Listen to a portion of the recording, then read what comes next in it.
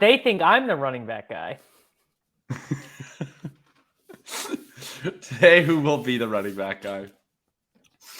Hello and welcome to the Full Tilt Dynasty Podcast / the Legendary Upside Podcast / the Sports Grid Fantasy Football Podcast. This is our third crossover episode to discuss our Consensus Dynasty Rankings. I'm Jakob Sanderson. I'm here with Pat Kerrane. I'm here with Davis Mattek. And are you boys ready to talk about some running backs today? I'm just really ready to argue about Najee Harris. I think it's going to be good times. Yeah. Yeah, I wandered into the ship chasing draft last night. I think it was even before you guys went live. A couple people in the comment section were asking if I would take Najee Harris that listened to our episode last week where it was teased that I was thinking about Najee. That Pat said I might need to think a little harder about Najee Harris. Pleased to report that I did draft Najee Harris last night in the best ball draft for the bit. So we'll see. We will talk about Najee Harris shortly, but maybe before we talk about Najee Harris, so I don't think any of us have it RB1 overall, we can start maybe not even at the top because we actually talked about Bijan Robinson in our rookie-focused episode, but maybe I'll ask this. We don't need to talk about Bijan, the player, but we need to talk about where Bijan and McCaffrey are in the overall, I think. Because I think we went pretty deep into Bijan, the guy, and the trade value and stuff. But I think we should get into what it means, even in a startup, when you're taking a running back with probably your first pick. Absolutely. So if people, if by chance this is your first episode of these Dynasty Rankings pods that people listen to, this is our third. We talked about the rookies. We talked about the wide receivers. Today is the running backs. And we're talking about it in the context of our overall rankings, which is a consensus of the three of our individual Dynasty rankings. And so, let's talk about Bijan in the grand scheme of things. We have Bijan in our leg up rankings. I see that we have him at, I believe, 8. So we have him behind Justin Jefferson and Jamar Chase, but we have him right in the middle of that second tier of elite quarterbacks of Lamar Jackson, Justin Herbert, and Trevor Lawrence. So I think so we're on the same page. I think formatted rankings is the one that is pulling in the average of our ranks. Yeah. Okay. I was looking at the leg up rankings. Formatted rankings is the one. That's the one that's just purely averaging our 3 ranks, which is, I think, the best way to look at this right now. Is there a formatted overall? I'm only seeing running backs right now. On this I filtered down to running backs, but I see that. Okay. Yes, that is true. Although I think what I said is still accurate. We have Lamar Jackson, Justin Herbert, Trevor Lawrence, then Bijan Robinson just ahead of Justin Fields. So he's in that second tier group with those quarterbacks. Is that where you would take him in a startup? That's maybe my question about Bijan is how I value him in trades is differently than how I value him in a startup. But that's really and we're going to keep coming back to this I don't think any of us have a hard out today. So who even knows how long we could possibly go. The thing with Bijan is I don't object to where, obviously I ranked him 9th, the same as Pat, but I do think it would be very hard to take him there, to be sitting at the clock at 109 and be like, you'd become the annoying guy who's like, anyone want to trade back? Anyone want to trade up? The startup guy who's always trying to trade down. The worst startup guy is the guy who trades up to 9 and then's like, taking offers. That's the worst startup guy. Yeah, that's Michael Leone. If you've ever been in a startup with Leone, he's like, he'll make a move. Oh, so if you're in a startup with post trade on the block, Leone's pretty respectful though. He doesn't there's some guys who will just then sit on the clock for 5 hours after trading up for the pick. Horrible. Leone will post in the group meet and he'll be like, I traded up for this. I'll sit for an hour. I'll send some trades out. I'll take some offers. But Leone's just always making the micro moves in a startup. Oh man, the people who do that is rough.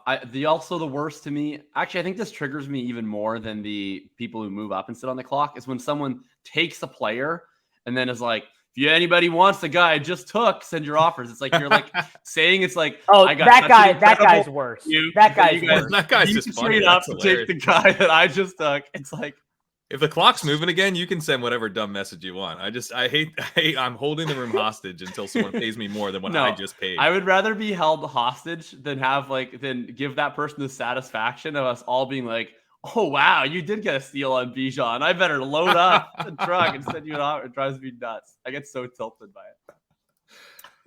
Do you guys think Bijan could actually appreciate, though? Like, yes. if he starts the season and Algier is just like not involved and Ritter looks competent, like could Bijan actually have just like immediately the legendary upside role? He's getting like 6 targets a game. He's getting every goal line carry. Like how possible is that? I haven't even really thought about it. Like I'm higher than Bijan on the market because I just feel like I'm always taking him in the first round of best ball. Feels like the room is just always just giving me Bijan. I don't know why that is, but like, could he be better than McCaffrey, even not considering age, just straight up be scoring more points than McCaffrey? I don't even think you need that for him to appreciate a lot in value, because what you really need is the setup season where he looks good. He looks like a pass catcher. The Falcons throw a little bit more so that enough to support, like 3.5, maybe even 4 receptions to a running back a game. And they get quarterback like semi figured out. Either Ritter's better than we think, or they get a new veteran starter in. And then what you need on top of that, I think, for him to really appreciate in value is Breece Hall does not look the same coming off the ACL. The Colts are a disaster with this new rookie quarterback. McCaffrey looks like he's in decline. Gibbs isn't what we were hoping. He's more of a satellite back. Saquon continues to decline a little bit. Austin Eckler turns like 29, 30. I mean, at that point, like, he's the only viable running back. So I think that alone would cause him to move up. Yeah, I think if you look at last year's startups, right? Jonathan Taylor, Jamar Chase, I almost said Jamar Jefferson, who I believe is like a 7th round pick of the Detroit Lions a couple of years ago. He's not on the roster anymore. No, Jamar Chase and Sean Justin Jefferson. I also love Jamar Jefferson. Rest in peace. But Jonathan Taylor was going basically interchangeably with Chase and Jefferson last year in the first round of startups. And so to me, it seems fairly clear that if Bijan Robinson is to reach those same heights quite quickly, I don't really see why he wouldn't be able to assume that same kind of position. I feel like for as long as I've been playing Dynasty, which isn't super long, but every year people say like the market's never going to value running backs this highly again. Like they figured it out. We're done with running backs. And like, it's never been true. Like it's always true on like a macro level to some extent, where we're less interested in the individual running backs that we used to be very interested in. But then there's new, young, fresh running backs that immediately we get really, really interested in again. Like, so I just don't think that it's true that Bijan's ceiling is capped below those top wide receivers if he comes out and he's scoring 20 points per game. And I think it's very possible that he is. Like we've seen out of Saquon, we've seen out of Zeke. I mean, frankly, we've even seen, not to the same scoring level, but in terms of a workload level, we've seen it out of Najee Harris, where these recently, when teams are drafting these running backs the first round, they're getting loaded up. And to me, Bijan is obviously a clearly superior prospect to a Najee Harris, to a Leonard Fournette. Like I think that he has that upside to produce the efficiency to produce in all phases. Like, I don't know, would anybody be shocked if he's the RB1 overall this year? I think it's like well within his range of outcomes. No, I think he should be considered like plus 150 maybe to be the overall RB1. Like, just transpose Tyler Algier's workload in an offense that's like 10% better, but Bijan is like 70% better than Tyler Algier. Like, that's not even close to an outlandish scenario. He could lead the NFL in touches in an offense that is like pretty good at running the ball. Yeah, I mean, I've been looking at some stuff, some of the NFL Next Gen stats, and Tyler Algier was good last year. He was good in rush yards over expected, which is a metric I really like over there. Uses the player tracking data, and he was good in success rate, which just is rush yards over expected. But did you achieve positive, or did you achieve negative? Right? It's kind of caps big play and just looks at consistency. He was great in that metric too, but so was Caleb Huntley. So was Cordarrelle Patterson. This was an offense that was actually like very efficient at running the ball, even though teams knew they were going to run the ball. So I think you'll probably see efficient play out of Bijan. He was an elite. He was a truly elite prospect. So I think whether or not he finishes at the RB1, I think he's a big favorite to be the RB1 off the board in 2024 redraft leagues. I agree. Right? I agree. That's It's like how that's an awesome way of putting it. It's like how DeAndre Swift, kind of he had some good games, he had some flashes and stuff, and people were just falling all over themselves to draft him in the second round after he was pretty good as a rookie. And I expect Bijan to be way better than that, mostly because I don't expect him to be feuding with his running back coach. I mean, we'll talk about Gibbs in a second, but that's totally right. People will do anything for these young running backs. And sometimes it works, sometimes it doesn't. But betting on running backs to accrue in value from year 1 to year 2 that are highly drafted, that have pedigree, is one of the safest possible bets in Dynasty. Your Javonte Williams split in a backfield for an entire year with Melvin Gordon, and he was awarded the number 2 overall ADP in February of that year.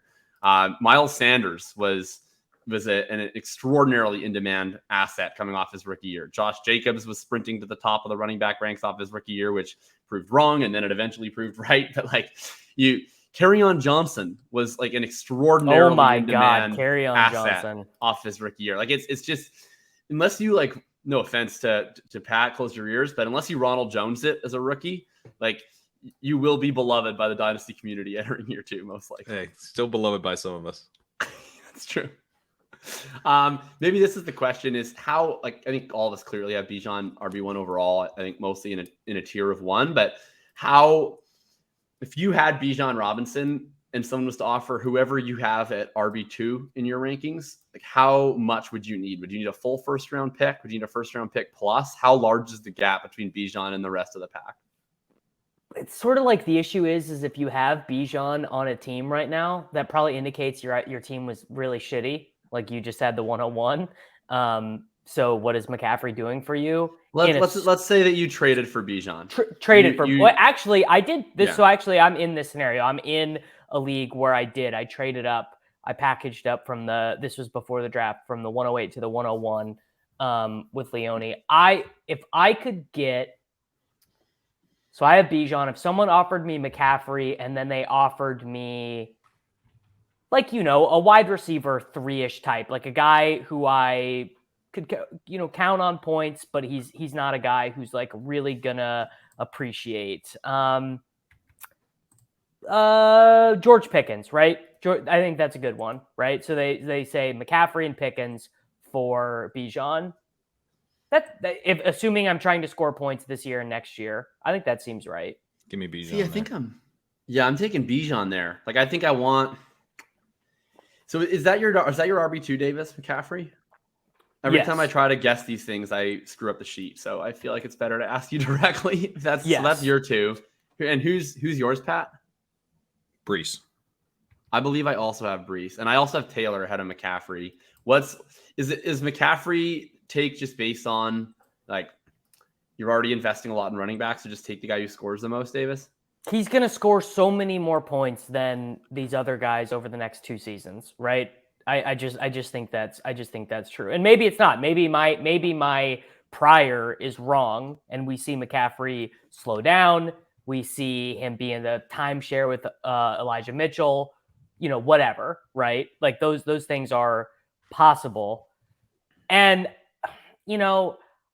it's hard. I am more of I have a more pessimistic viewpoint of Breece Hall than both of you. This has come up many times. That's true. Where the knee injury, I just think the fact that I expect him to not be active, not playing for week 1 for the Jets, that just sort of in a more nebulous way, it just opens up problems. Now, is in a vast majority of the timelines, is Breece Hall going to be fine? Comes back in week 4, looks incredible, is ripping off, 19 fantasy points per game. Sure. But McCaffrey, I don't have to do any of that guesswork. He just is going to score a shit ton of fantasy points. You do a little because he's so old. Because he's 27 years old. So when you head into 2024 drafts, if McCaffrey doesn't score a shitload of points this year, he's going to lose a lot of value because he's going to be 28 years old. Right. It's pretty simple, right? He has to continue to crush. You are right. Yeah. So to me with Breece, it feels risky because he's coming off a torn ACL, but he's isn't he still 21 years old as we sit here today? I mean, he's really young. He just turned 22. Yeah. So he's really young. And, you know, I think you can have it probably can't be quite as bad as like the Dobbins comeback. But if it's like Dobbins plus he's used more as a receiver and at the end of the season, he like looks like he's finally back, he's going to lose value from this for sure. But it's not going to like he's going to crater. We're going to kind of talk ourselves back into. He's definitely not going to go to zero. Yeah. But I mean, he'd still be, you know, I don't know. He'd be like in the 50s. Well, it'd be like the Barkley situation from a couple years ago. Right. Like he was right. Like, and that's how I kind of felt about. I felt a lot different about Barkley when he was in his first year post ACL, in terms from a buying perspective, than I did Dobbins or Javonte. And I feel the same way about Breece, which is just with Barkley, like my level of confidence that he would once again become a highly thought of asset was very high. So I was like, I'm just going to buy now. If it dips further or whatever, I'm not going to sell him. I'll just buy now. And if he comes back strong off the ACL, great. If he dips and I eat a loss, it'll just be temporary. And then I'm just going to keep buying more. And then hopefully we'll get the payoff in 2 years, which we did last year. That's kind of how I feel about with Breece. Like, I don't know if this is going to be a great year for Breece Hall, but I'm not going to be interested in selling. Like, I just think he's so foundational. I'm just not worried about what happens around him. Whereas like for Javonte Williams, I have more concerns. And I think that the price difference is warranted in that, like, he has to, if he's bad this year, like if he has the Dobbins year this year, like then I would still be panicking all next offseason about like, are the Broncos going to bring in a free agent? Are they going to draft somebody? Like what's going to happen? Like maybe they bring in someone to supplement Breece Hall. I just think a healthy Breece Hall is such a transcendent talent that I just think he eventually will defeat all comers as long as he's able to get back to health at some point. And I mean, it would be really surprising if he's just dust for life, right? Like maybe he's not that good this year, but I think in 2024, like he's probably fine. Yeah, it's a clean ACL tear. Like this is not the type of injury that, you know, a super young player, it really derails the career. I mean, people talk about Adrian Peterson as kind of the prime example, which he is, but, you know, Jamal Charles also came back off an ACL tear. Like we do have, you know, it can be a devastating injury. I'm not trying to completely dismiss it, but Hall has shown something that Javonte has not. You know, Hall kind of flashed the, oh my God, this guy's like the next guy. And Javonte's always been a little bit of a projection, and it wasn't a clean ACL tear for Javonte, so I think he'll probably struggle a bit more this year. So I agree that the price difference is totally warranted. And then where do well, I want to say this on McCaffrey, actually. I forgot to add this. Like, so we're doing these best ball drafts, right? Half PPR. Christian McCaffrey goes almost interchangeably with Cooper Kupp in terms of the top of the draft. And I understand that there's like wide receiver avalanche effects to that, where people are really worried about the scarcity of the position. It's notable to me that in PPR Dynasty, two guys that I think it's probably reasonable to say have a similar amount of years remaining in most scenarios, just when you consider the positional difference between them. Christian McCaffrey, 205 right now in Dynasty ADP, RB2. Cooper Kupp, 403, wide receiver 14. And I feel like your output from these guys over the rest of their career in terms of elite scorers is pretty similar. I struggle to invest in McCaffrey right now vis-a-vis some of the elite veteran wide receivers, who I feel like you're kind of getting a similar use case out of at a considerably lower opportunity cost. I mean, I agree with that logic wholeheartedly. We did like 30 minutes on Cooper Kupp in our wide receiver episode, so we don't need to go super deep into it. But McCaffrey is no different in the sense of the, you know, when you look at the bell curve looks nice, but the great likelihood is that Christian McCaffrey is going to be awesome, just going to be spitting out fantasy points, scoring touchdowns, catching passes, you know, looking awesome in Shanahan's offense. And then one day he's going to get up and he's not going to feel quite right. And that's just going to be it. You know, he's going to be sent off to the glue factory like every other running back that gets too old. Now you could certainly talk yourself into McCaffrey, you know, his game's not based on speed and he's creative and you can use him as pass. Like you could do that as mental gymnastics with yourself, but I don't. What's that impression?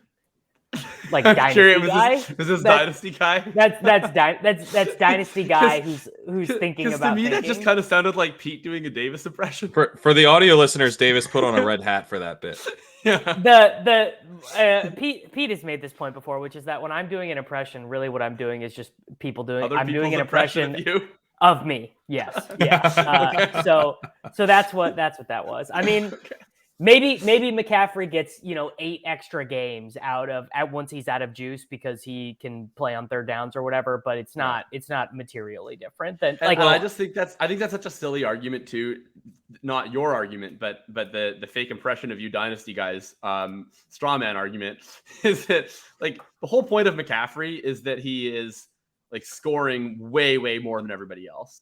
So as soon as somebody then comes with their secondary argument and it's like, yeah, but when he's 29, he'll still get 15 points per game as a pass down special. It's like, okay, I don't care. Like, I'm not drafting McCaffrey for the James White era of his career. Like, I'm drafting McCaffrey for him scoring way more than everybody else. And like, once that ceases to be true, then he becomes overpriced. So like, I'm fine. Like, I have no problem with investing in superstar talent. McCaffrey's obviously that.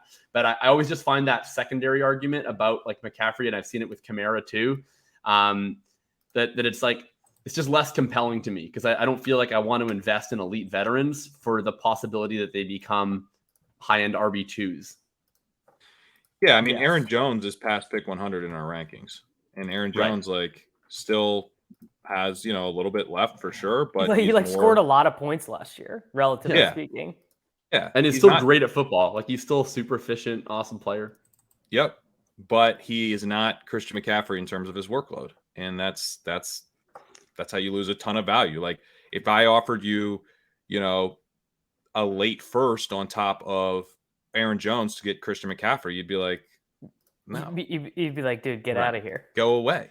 Yeah. I don't even know that you would like send a counter. Like it's just once the workload goes for McCaffrey, which it could go this season. He could be more of an Aaron Jones type of workload player this season. That's on the table. If that were to happen, he loses a ton of value. I don't think it's the most likely scenario. I think McCaffrey's probably going to score a ton of points this year, but you need him to. Oh, for sure.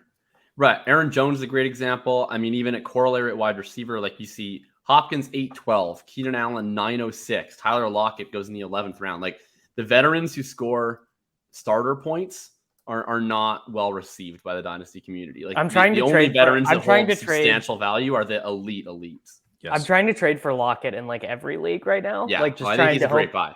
I'm just trying to find people who are like, who really love JSN and like Lockett still. Yeah, that's totally neither here nor there. So we haven't talked about Jonathan Taylor.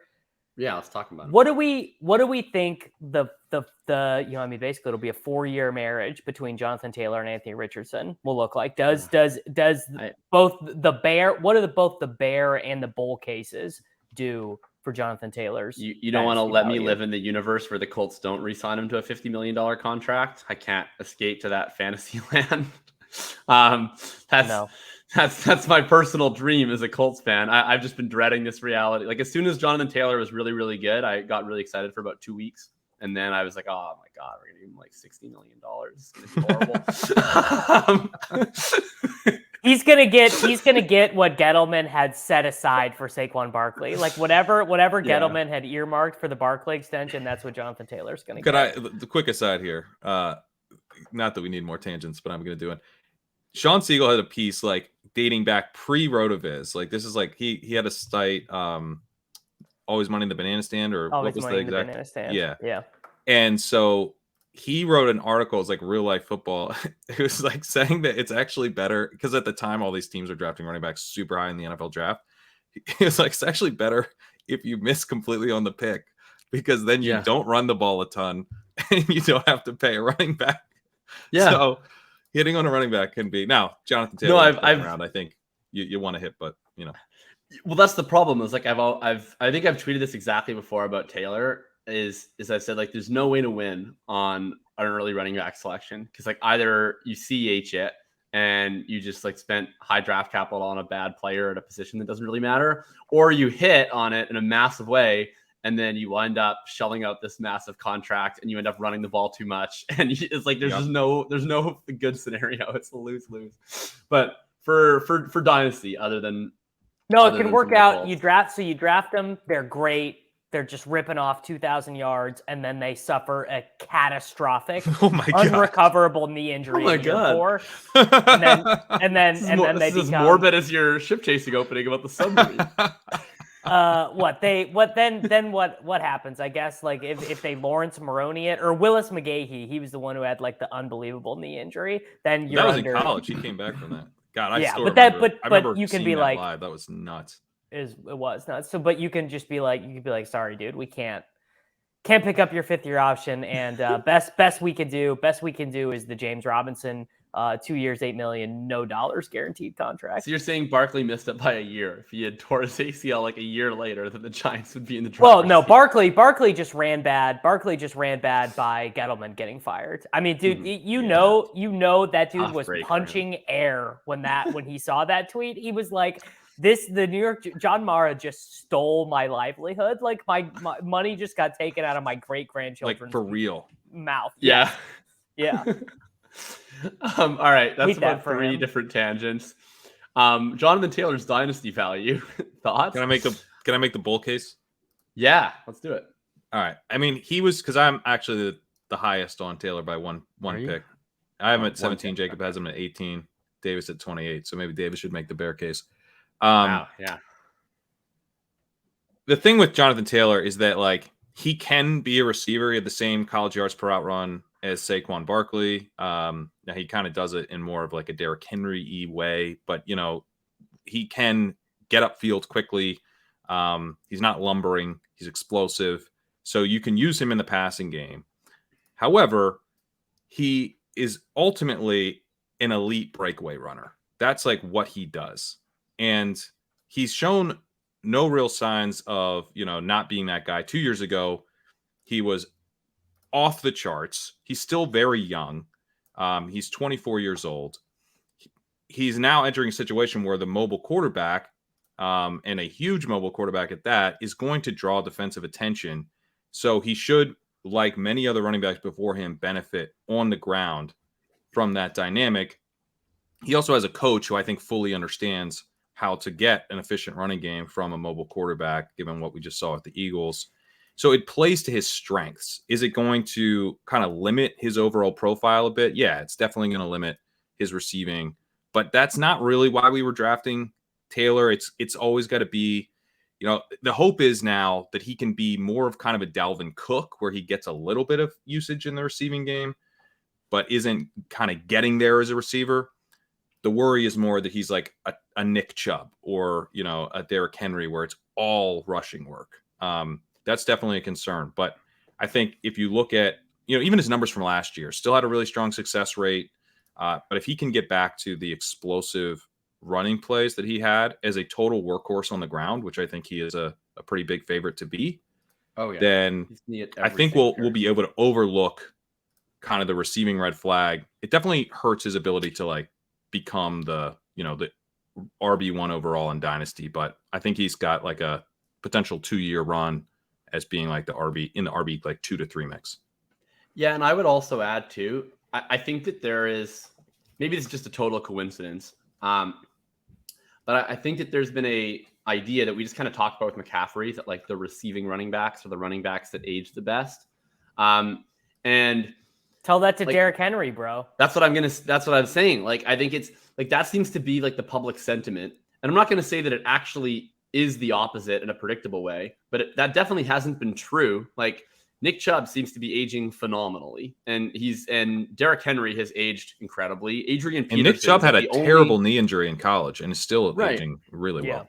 And like probably the best aging running back of like our mini generation is Adrian Peterson, who is like still an effective running back, like into his 30s. Like, we even had DeMarco Murray had a renaissance season as quite an old running back with Tennessee Titans. Like, to me, like the elite rushers, at least in recent times, have actually sustained. The answer is that it's just random. Level. The answer is that it's guys whose bodies hold up and who take care of themselves. It doesn't have anything to do with play style. It's just sort of luck and. But maybe the guys whose bodies hold up happen to be the 230-pound guys.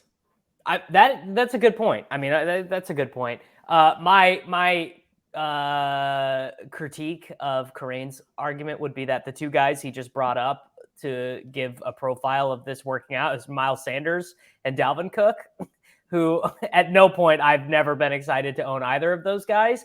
And I agree with everything about Taylor.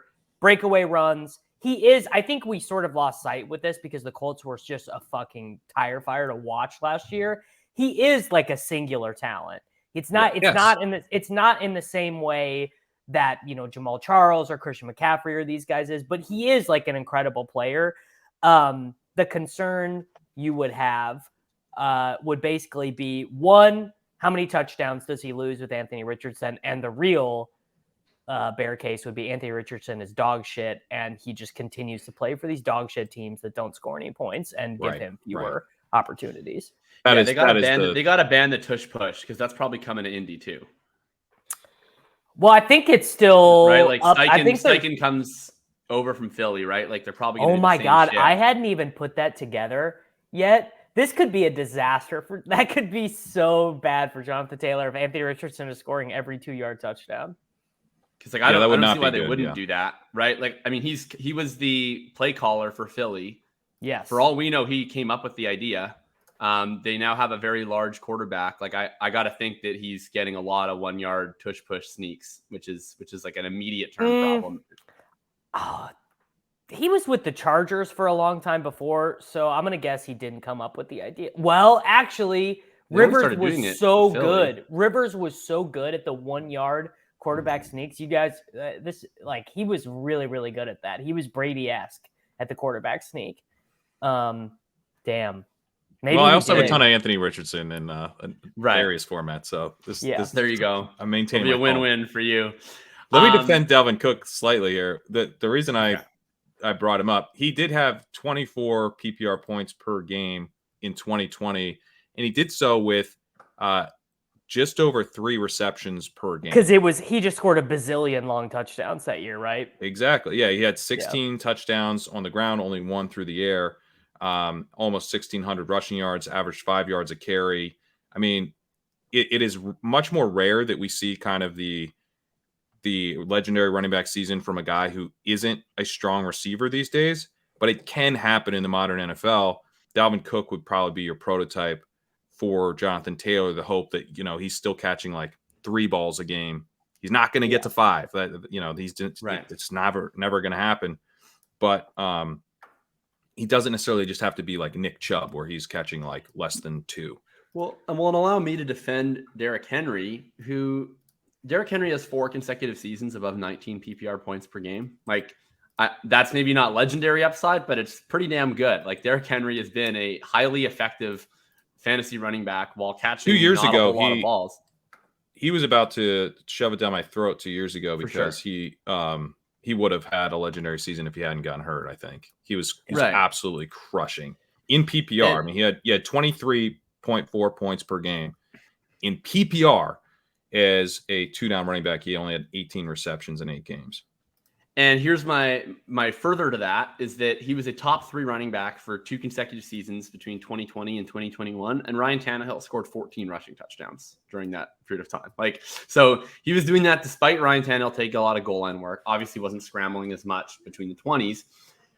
I think Nick Chubb could have been in that Derrick Henry sphere of scoring if he actually monopolized all the rushing work. Like, part of the issue with Nick Chubb is that he doesn't really get the receiving work, but he's also never actually monopolized the work on the ground. Like, Kareem Hunt has always taken a portion of the carries. And then really importantly, Kareem Hunt takes goal line carries from him, or he did. Like, there would be times where Nick Chubb would sub out inside the 10. There'd be times where it was just Hunt's drive and he would stay on the field inside the 10. Like, those things won't be concerns for Taylor.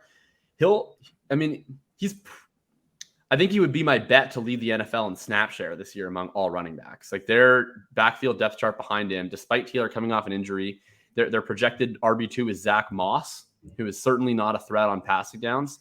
They drafted Evan Hall, who is a satellite guy. The most recent beat reporters suggest that he won't make the team. Really? So I don't know that he's Windhorse means. Who knows if that actually happens, but it means he's probably not having the world's greatest camp, right? Like, Jake Funk was playing over him with the first team offense in camp. So that's not a great sign.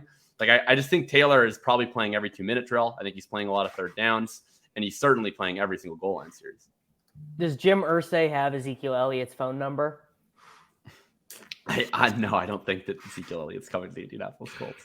Chris Ballard does not sign like dusty veterans. Like Chris Ballard, like he signed Chris Ballard he signed Philip Lindsay last year. Yeah, but then he cut him. Good for him. Chris Ballard has the longest running streak in the NFL of every draft class that he's been a part of since joining the Colts. They've had a UDFA make the 53-man roster. And it's like something that he takes a lot of pride in, where like he wants his young players to have chances to succeed. Yeah, like, he doesn't sign these veterans. They always have it's interesting. An Ashton Doolin, a Mike Strachan, Deontay Harris. Like they always have some UDFA wide receiver that's really interesting in a Rotovizian sort of way. Yeah. When I got an Austin Doolin in my first NFL all-day pack, I knew it wasn't going to work. Well, especially since you just called him Austin Doolin. Yeah, bro, come on. How dare you offend Ashton Doolin that way? Sorry, Who was that wide receiver from Clemson that the Colts had that people got really excited about for 2 years in a row, like 3 years ago? We're going down a tangent. Are you talking about Derrick Rogers? No. He was Tennessee anyway. Clemson Colts wide receiver. He was a round 6 pick that people got so fired up about. Deion Kane, that's the guy. People got really. Oh, people did get big excited about him. Yeah. But no, that point is, I just think Taylor, like, that's another thing with Taylor is he's always had to split with Hines for his whole career, and it's always been an annoying thing where Hines plays in like certain goal line sub packages. He always plays in the 2-minute drill, plays on some third downs. Hines is gone, and I don't know if Hall is going to take that role. And again, like, it would be great for Taylor if Zach Moss is actually the RB2, right? Like that Zach Moss is not taking pass downs. Like he's just there to take 5 carries when Taylor needs a Gatorade. Other guy in this tier is Jahmyr Gibbs for the market. I'm certainly a Jahmyr Gibbs optimist. What are your guys' thoughts on what he gives you this year, and then what you think the dynasty market would react to that if your median projection comes true? Yeah, I'm lower on. I think the other thing is I'm also just lower on all these running backs than you guys. Like I just moved running backs down because they were running backs. That's sort of based on personal experience of trying to trade away running backs in a lot of these leagues we're playing in. I'm definitely, of the three of us, the Gibbs bear, which is sort of funny because I actually really like him in best ball this year because he gets a dome game and has a good correlation in week 17, and he's in kind of a dead spot of the draft for wide receivers. So it's one of those things where, like, in the context of best ball this year, I'm gonna have a lot of him, but I don't love the idea of spending a pretty premium asset, whether it be pick, whether it be trade, on a smaller side running back. David Montgomery's on the roster. The coaching staff in Detroit has shown basically an extreme, you could frame it either way. You could say an extreme focus on segmenting roles in the backfield, or an extreme unwillingness to create a workhorse of any variety, because Jamal Williams actually in his time in Green Bay was like pretty fine on passing downs, pretty fine catching passes, pretty fine pass blocking. And the Lions coaching staff was like, if you even think about running a route, we are going to send you to the shadow realm. We are bringing in Justin Jackson. We are bringing in Craig Reynolds, who I think is like 29 and an undrafted free agent who's been a career special teamer. And they were like, we're putting this guy out for 10 snaps a game instead of playing Jamal Williams or DeAndre Swift on passing downs. There were games where Craig Reynolds was playing over Swift on passing downs. Yeah. So Justin Jackson was always playing those snaps. Yes, always playing. Right. So the thought, my take is basically like, I think Gibbs is pretty good. I think he's going to have some crazy spike weeks, or at least I'm hoping he does. And he'll be benefited by playing the Lions schedule. I think they have 11 dome games this year. So I think he could maybe even appreciate, but I don't foresee in the immediate future anything representing Kerrane's like legendary upside role for him. I just don't think he would get the required touches. Yeah, I mean, I don't think he will either. I think it's possible in a year, but he needs things to break his way. He needs David Montgomery to be completely dust, But even then, you're talking about like him displacing Montgomery in 2024. Probably. You know what I'm worried about? I'm worried that he's 10 pounds smaller Tony Pollard. Yeah, I mean that could be. Yeah, but I would say Pollard isn't quite as much of the receiving back as he sometimes gets painted at. He's a efficient receiver, Pollard. But he's not like Pollard is more like mini, Travis Etienne or something. Pollard, I think, is a misunderstood player. Like I think the closest comparison to Pollard to me is Aaron Jones, where he's like a good receiver, but he's also just like a really good runner. Like more explosive. That's a good comp. But I also think Pollard is like, I think he's a better receiver than his receiving stats show because he's such a bad pass blocker. Like he's a good receiver per route. And like, if you watch him, like he runs good routes. It's just that he's never had a particularly high route percentage because they've prioritized playing Zeke on passing downs. Whereas is he even a bad pass blocker, or is Zeke just that good at it? No, I think Pollard's pretty bad. Well, both I think are true. But I called him a pass blocking specialist after the Cowboys 2020. It was in the headline of a Roto blurb, and after they lost in the 2021 playoffs, people were not happy. But guess what? He was. Deal with it. Yeah, no, he is. I mean, like I think Pollard struggles in pass protection. Like I'm a Pollard stan. I don't need to like defend his pass blocking skills. But I think that it was also a difference where like they had a trade-off, right? It was like we have a really good pass blocker or we have a good receiver. Like what do we think is more important? Whereas if now like who's not a pass blocking specialist? Ronald Jones. Ronald Jones. Right? Like if who's also not a pass blocking specialist? 172 pound Deuce Vaughn. Yeah. Malik Davis might be. Like I doubt that. Yeah. Like he's like 200 pounds. Yeah, he probably isn't. Do they have a fullback on the roster? Yeah, and it's named. They might sign Lipke, Zeke, and he's getting hyped a lot in camp. Yeah, Hunter Lipke is getting some steam. Wait, hold on. Let me look at their. Why Zeke slandered and no bites on that? No, they probably it was good. It was. I don't want to.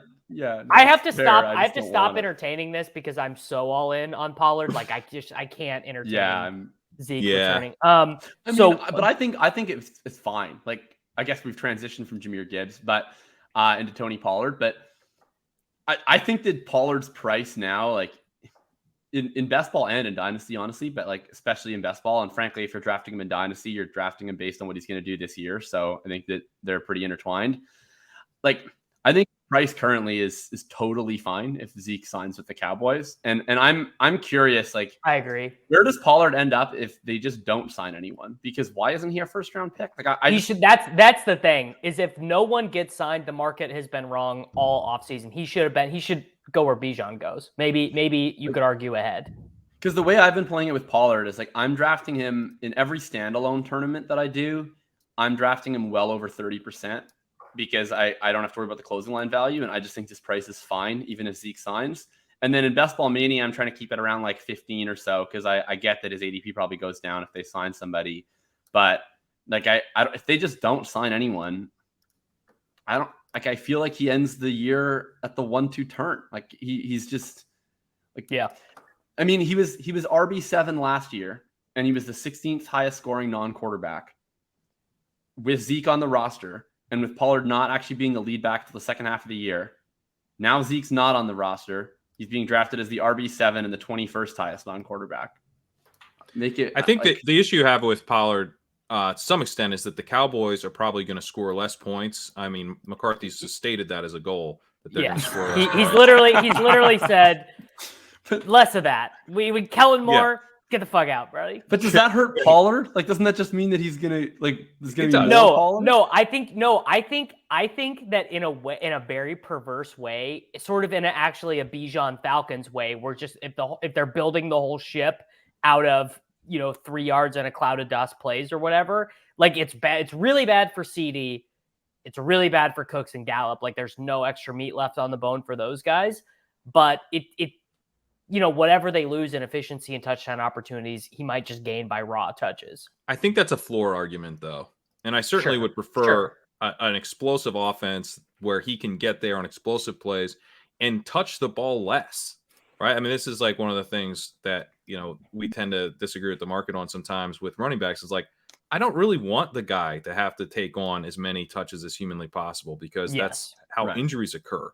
I would much prefer that he can get there on a somewhat limited role, but just be absolutely explosive. And that perfectly suits Tony Pollard's profile.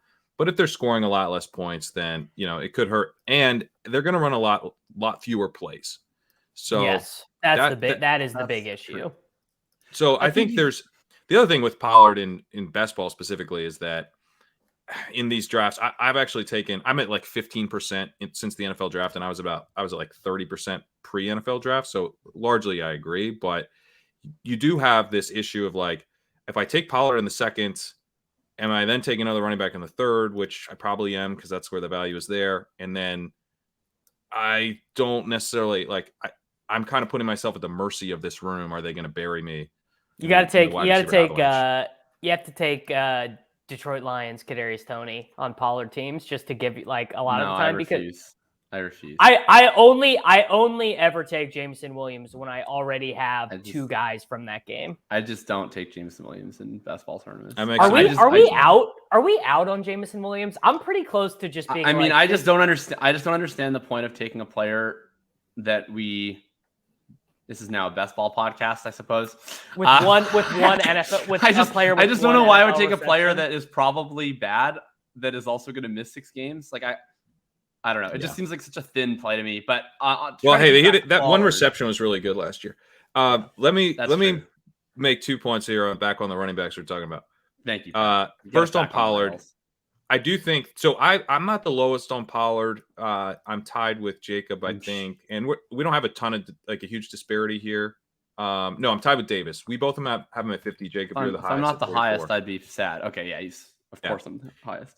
I do think just it's a guy on the franchise tag. He's 26 years old. There's no team commitment after this year. There is a fairly low floor here. If he isn't efficient this year, or if they're just we gave him the shot to be the complete back, and he isn't that guy, and then they draft someone. I mean, the Cowboys drafting a running back feels like it should be I don't know, minus 150. You know what I mean? But he's not a Dallas Cowboy when they're drafting their running back. Well, they could. I mean, they could sign him to a 1-year deal or 2-year deal after a disappointing season, and then. Maybe he goes somewhere else, but this is actually a extremely high leverage year for Tony Pollard in terms of his dynasty value. He has to deliver this year, or you're losing a lot of value. For sure you're using a lot of value. I just think with Pollard, I think he is going to score a similar amount of points to Austin Eckler and Saquon Barkley, who are also, I think, extraordinarily precarious after this year. But Pollard's opportunity cost is lower than those guys. Pollard's going in the 5th round. He's going against really, when you're looking where Pollard goes, you're really looking at players that either have elite short-term ceilings and age concerns, or you're looking at players who just probably aren't going to score a lot of points. If Tony Pollard is a top 5 running back this year and does nothing for me ever again, I'm honestly okay spending a 5th round pick on that. That has I have no concerns about that. I don't think that he'll be nothing ever again, but I think that that's fine.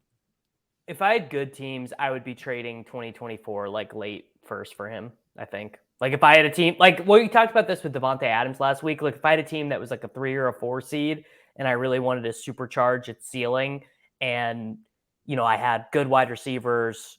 Don't need to send a pick for Kelsey or whatever, but because it's dynasty, maybe my running back room is thin. Maybe my running back 2 is Brian Robinson or something, but the rest of the team is good because you have outs, right? Obviously where these things are all a balance of probability. I think you've got way fewer outs with some of these other guys, but Pollard has outs. Pollard could be phenomenal. He could earn himself a long-term contract. He could sign the Cowboys could be thank you for your service. We just draft, whatever. And he signs a good contract with whoever, the Dolphins, the Commanders, whatever. It doesn't matter. Cause he's not I don't think he's close to done. I do think that him versus Ramondre is fascinating. I've got them basically back to back. I just think I might even have Ramondre higher. Because Ramondre was a good prospect who had some discipline stuff, which is why he ended up not being valued by the NFL, has done nothing but crush it in the NFL. Has done nothing but crush it. He's even played in the on every preseason down. the first year. He's done, and he's played in every situation, right? He's been a pass blocker. He's played the James White role. He's been the goal line back. I think he's got 2 games with literally 100% of the snaps or something close to it. Like he's done everything that's been asked. But just by mere fact of being a New England Patriot, there's like a 10% discount on all of his production, right? Like it's just like he's a Patriot. People in their mind, they see that NEP next to a player and they're like, he's LeGarrette Blount. It's so funny. Well, let's talk about this tier, and you can talk about Ramondre. I just want to outline for people listening along. So we talk about that top 5. There's Barkley and Eckler, but really it's this sort of next tier that you can kind of take your pick. So there's Kenneth Walker, Travis Etienne, Josh Jacobs, Najee Harris, Ramondre Stevenson, Nick Chubb, and Tony Pollard. So we can talk about Ramondre, but I think that's a spot where you can take your favorite. Pat, if you want to get a point on Ramondre, or who's your preferred of that group? And is it Ramondre or Pollard? I have Pollard at the top of the group, but I guess what I would just say is like, I think all of these guys are win now pieces. Yeah. Like that. And that's really my point with the Pollard stuff is that he's not insulated. He's 26 years old, but he is not insulated at all. So to me, like with running back, like a larger point, your point of, look, I can get Tony Pollard. He's going exactly where Saquon goes in redraft. And he's just, both of them are kind of equally uninsulated. I'd rather have Pollard, for the price. I think that makes a lot of sense, but it actually makes me want to lower Pollard lower Barkley. It makes me want to lower I agree with Barkley that. I think ranks. Barkley's price is pretty egregious. Like he's going at 306 right next to Jahmyr Gibbs, like ahead of a lot of the wide receivers we talked about yesterday, like T. Higgins, Devonta Smith. Like I think that's a tough price to pay for a player who got like 100% of the workload and had 17 points per game last year. Yeah. So it's more of like, would I send a late first for Pollard on like a team where I think I have a chance? Like, yeah, I would do that. I think that's like a totally reasonable thing to do. But it's the type of thing where like, if you're in a startup and you're like, oh, I'm adding a young running back to this room. No, you're not. You're adding a guy who's on the franchise tag. So the bottom could fall out halfway through this season. Like, can this guy?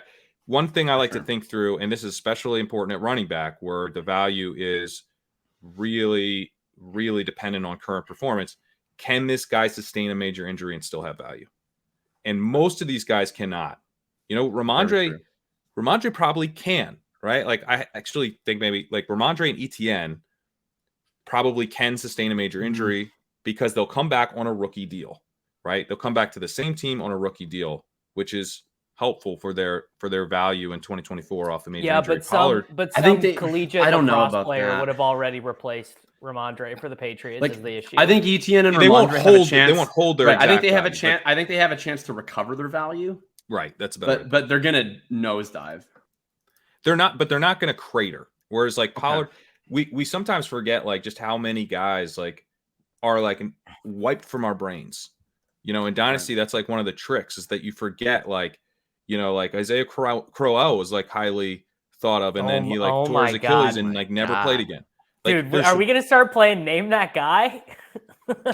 You really can at running back. Love to play some Name That Guy at running back. I mean, Philip Lindsay, right? Like Philip Lindsay had his moment, and then whoop. I mean, I'm not saying Pollard is these guys, but it happens, man. And like, if you don't are you intimating that Tony Pollard is Ben Tate, and that when he finally gets his job on the open market, he's gonna fall on his face? I mean, we compared, I think last year, entering 2022, maybe we compared him to Ben Tate. We're like, is he gonna get the Ben Tate treatment? Thankfully, he's not. He's actually didn't have to go somewhere else. He took over the backfield. Yeah, he lucked out. Yeah, he lucked out. But I mean, it could go away very quickly. Like it really goes fast for even running backs that we think are super talented. I mean, and 26, by the way, is not like young for a running back. It's already on the borderline for, the legendary upside analysis I looked at. Like, we really want guys who are 25 and younger for those truly elite seasons. He's like already on like the downside of his career because of the way that he got wasted by the Cowboys. Like, I'll never. I mean, it sucks, but I think I would just, just be aware that basically everyone we're about to talk about is like a win now piece. Like I think ETN's a win now piece because what happens if Bigsby eats in his workload, like value's like crushed, compared to this price. For sure. But here's my pushback that's pro Pollard. And I would apply a lot of this to Ramondre too. I have no pushback on Pollard's floor being nothing. Like I think for sure, if they sign Dalvin Cook tomorrow and they decide in week 1 to give Dalvin Cook 55% of the snaps, Pollard becomes worth a second-round rookie pick. If Tony Pollard, breaks his leg, whatever, like it would be total dust. I guess like my pushback is, if you want to say I'm not investing in any running backs after like Bijan and Hall and Taylor and Gibbs, and then whatever guys you can get in round 12 and later, I think that's a totally defensible position. Like if you're just like, there's like 3 or 4 guys who I think are insulated, I'm going to take them, and then I'm not taking any of the other guys. I'm just going to stack a bunch of late ones. I think that's like a totally fine way to play. But to me, if you're going to dabble anyone in the middle ground, I just think you're fooling yourself if you're trying to talk yourself into this guy being more insulated or this guy being more insulated. Like I don't really care about the youth for these guys, because the young running backs who are actually insulated get drafted in round 2. Right. Kenneth Walker and Travis Etienne are not insulated. Like how many young running backs have we I seen want to buy on Kenneth Walker so bad. Oh, you can buy on him. Look, I'm not saying that he can't hit. I'm just saying he's not insulated. Like we have seen so many young running backs who flash early and then circumstances start to go wrong and all of a sudden they're not. Like Antonio Gibson was not insulated. Cam Akers was not insulated. Miles Sanders was not insulated. Like none of these guys are, right? It doesn't have to mean that it goes badly, but the downside risk for Kenneth Walker and Travis Etienne is immense. Their teams just spent day 2 picks on them. I think they're both super talented, but they're definitely imperfect. And you need to have a really high threshold of volume to be an extraordinarily worthwhile investment as a fantasy running back. If Kenneth Walker's in a 50-50 split with Zach Charbonnet, or if Travis Etienne is coming off the field on every long down and distance and ceding 30% of the carries to Tank Bigsby, that's it. You're just Antonio Gibson at that point. So to me, it's like if I'm investing in a running back, I'm not worried about the floor because I don't think it really exists. I just want to get the guy who scores the most points. And Tony Pollard and Ramondre Stevenson are going at the 2-3 turn, I think fairly. And Travis Etienne is going in round 4 and Kenneth Walker is going in round 5. And I think that's fair. So I'm just going to take the guys who I think are going to score more points if I'm taking a running back at all, or else I'll take, Quentin Johnston. Yeah. I brought up the Etienne insulated value, just kind of underline that, like even compared to an Etienne, I think Pollard probably is less insulated, but I do have Pollard ahead of Etienne and Ramondre. So I think that's the right way to approach it. I just think like if you're picking Pollard, like know what you're doing. Just know that you're not, it doesn't matter that he's 26 because the contract is the more important thing here. But I think you'll agree with this point, Jacob, because you have, you don't. Davis does. Davis has Nick Chubb above Tony Pollard, and I have Nick Chubb 1 spot behind Tony Pollard. And that's kind of my point, is that they're going right next to each other in redraft. I think in best ball, Chubb is going ahead of Pollard now. And it's like the same thing. You're betting on you're hoping for one really good year out of this running back, and there's really no floor that comes along. Now, Chubb is older. He's 27.5, but that's not really the concern at this point because Pollard's, so dependent on this year making the rest of his career that he might, it doesn't matter how old he is because he's not super young. Admittedly, I'm just IKBing this with Pollard and Chubb. I understand that the market is drafting Nick Chubb ahead of Tony Pollard in best ball leagues, and I just think that the market is incorrect. That's really all it is. I just think that. So I could be convinced to if I really sat down and did this, I could be convinced, I think, to rank Tony Pollard as high as running back 5. I could probably move him up 20 spots in my rankings if I really thought about it. I feel like maybe what's keeping him down is the range is pretty wide. I don't know. Is it how possible do you guys think it is that Tony Pollard rips off a 2-year stretch of basically being Christian McCaffrey? I think it's possible. honestly. Yeah, I just think it's in the range of It's outcomes. more like This is Jamal where I come Charles down in with, terms of style, but yeah, sure, right. I just mean in terms of this points. is just like I just think that Pollard has, and you know, you guys could disagree. Certainly, it seems like Davis does not. I think it's well within Tony Pollard's range of outcomes to contend for RB1 overall. And I just feel like we've seen Nick Chubb's entire career, and he doesn't do that. Like, so I think Nick Chubb, like, is probably going to score more points than Travis Etienne and Ken Walker. Maybe even scores more points than Tony Pollard. But like, I don't know. Nick Chubb just feels like we're kind of like half, like it just feels like a middle play where it's like, okay, like he's probably more secure from a redraft projection standpoint than a lot of these younger running backs. But like, again, if I'm taking a bet on the older player, like I just want to tell myself a story of how they score 20 points per game. I really struggle to tell myself a story of how Nick Chubb ever scores 20 points per game. Whereas I actually think I am going to move. I'm going to move Pollard up quite a bit in my rankings. I think I'm going to do that as well. Partly because, like, you know, the point I'm making, right, is that he's no different than any of these other guys in terms of what you can get for this year. But then when I do think through, like, who actually has the legendary upside type of seasons, he's pretty high on the list. So if you're just playing, you're making a 1-year play. It's a redraft type of play. But I like the play with Pollard. I like betting on him more this year than I like Saquon Barkley. So why is Saquon Barkley ahead of him on my ranks? He shouldn't be, right? But because they are just 1-year plays. I'm also realizing I am insanely high on Kenneth Walker. And when I did my rankings, let's talk about him. It felt right to me where I put him.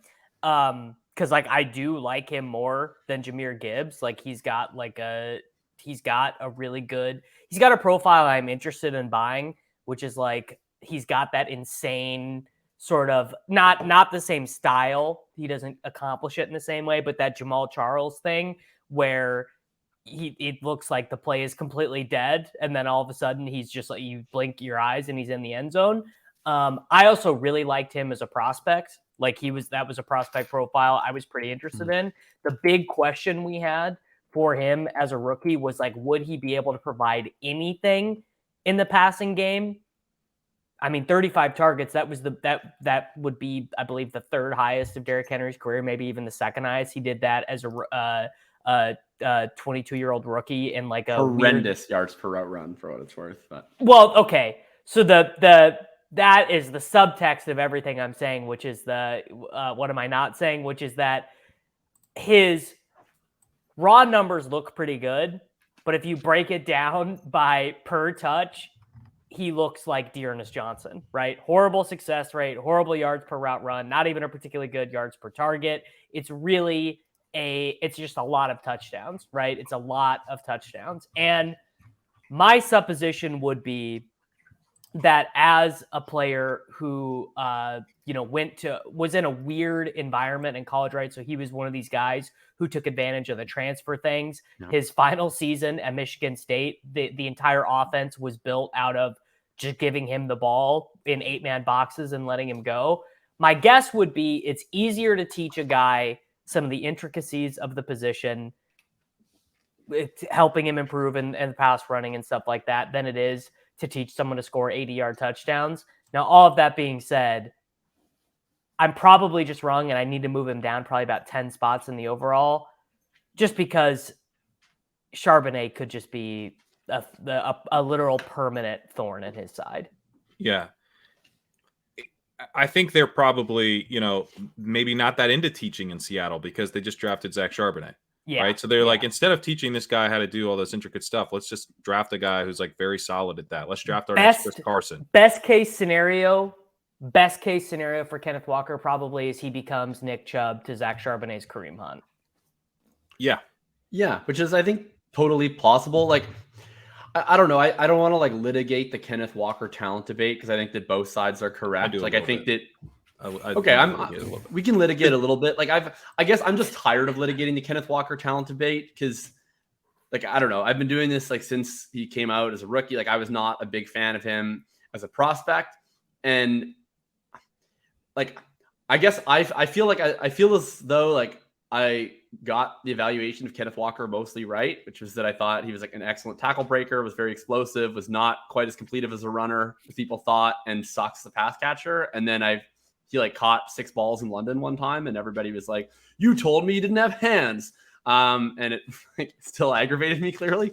But I just think like he's clearly talented. Like he brings a lot to a backfield. I don't think that's debatable.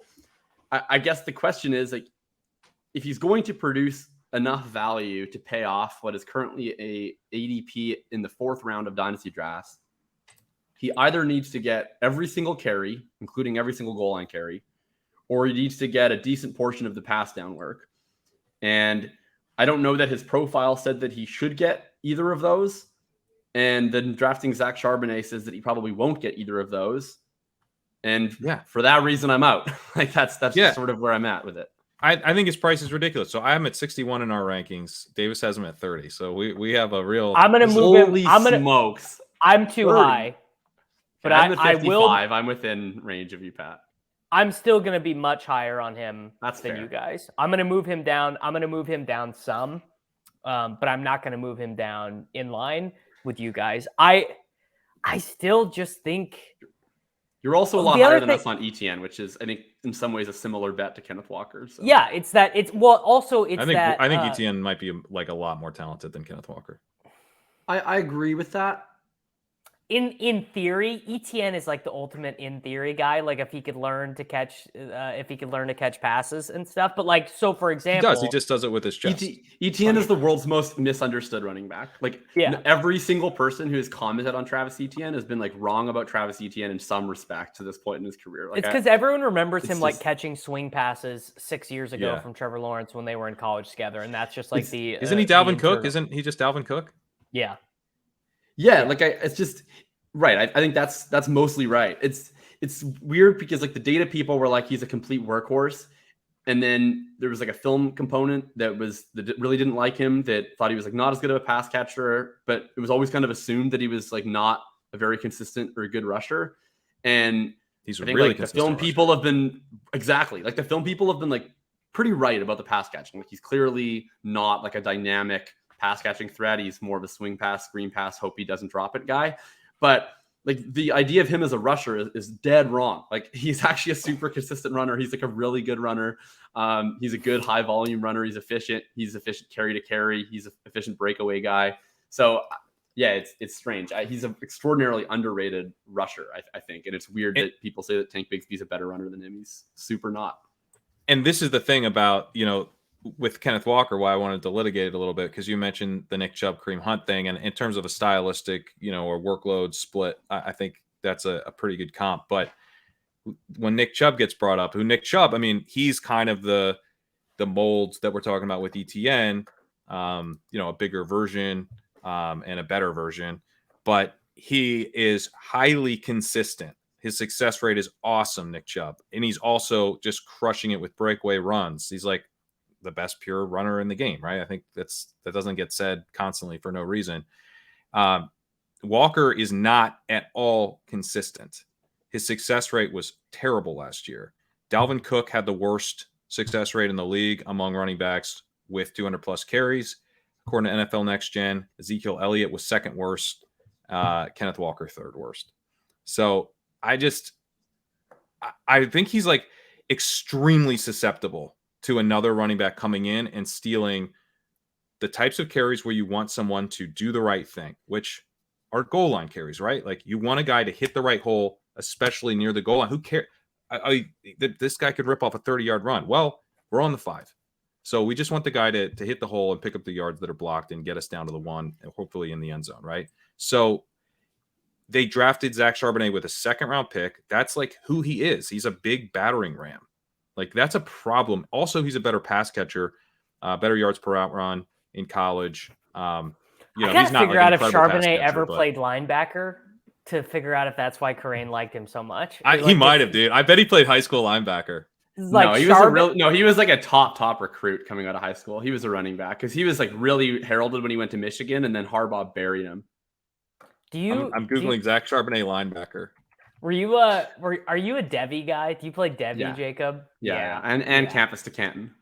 So these are all all the 5-star recruits. You're deep into like you have Baby Gronk on a roster. I've had Charbonnet rostered in a Campus to Canton league since he was at Michigan. Yeah. I remember like being like mad at Harbaugh, and then I was like so excited when he transferred to UCLA, and then I was so pumped when he was going to get round 2 draft capital. And I was so mad when Pete Carroll decided to ruin what was supposed to be my immediate RB2. No, it's Devy's a different beast for sure. I don't know if he ever played linebacker in high school. It doesn't appear that he played linebacker, but my take isn't like, oh, Zach Charbonnet's so good. It's that like there's a Zach Charbonnet, like the guy that we didn't want to show up for Kenneth Walker, like is Zach Charbonnet. Competent enough on receiving downs to be a problem for Walker, given that that's a huge weakness for him. And then potentially really well suited to goal line work, which was a underrated weakness for Kenneth Walker, just in terms of being the consistent rusher. He scored a bunch of touchdowns. This is a profile that's like under threat, like under serious threat by a 2nd round pick. And this is the opposite, I think, with Travis Etienne, where I think a lot of people like don't. This isn't like derogatory. I'm like, oh, I'm the Devy guy, but like I just think a lot of people don't necessarily come with a lot of preconceived notions about a lot of college players, which is fine. And then what happens is that people have a lot of preconceived notions about the NFL players. Team drafts on their player at their position, and I feel like we just map on the traits that the player that's already exists doesn't have, and we assume that that's what the new guy is. I think that's actually the case with Charbonnet, where like he complements Walker well, where his weaknesses are Walker's strengths, his strengths are Walker's weaknesses. I think because Tank Bigsby's name is Tank, people assume that that's kind of who Tank Bigsby is too, but he's not. Like if the Jacksonville Jaguars false drafted, advertising. It is false advertising. Like if the Jacksonville Jaguars drafted Roshan Johnson, that would be the guy where it's like, oh, like, you know, maybe ETN does take too many risks, which doesn't show up in the data, but that's what people think. And okay, ETN's bad in pass pro, not that good of a pass catcher. Roshan Johnson, great pass protector, good pass catcher. Like that would make sense.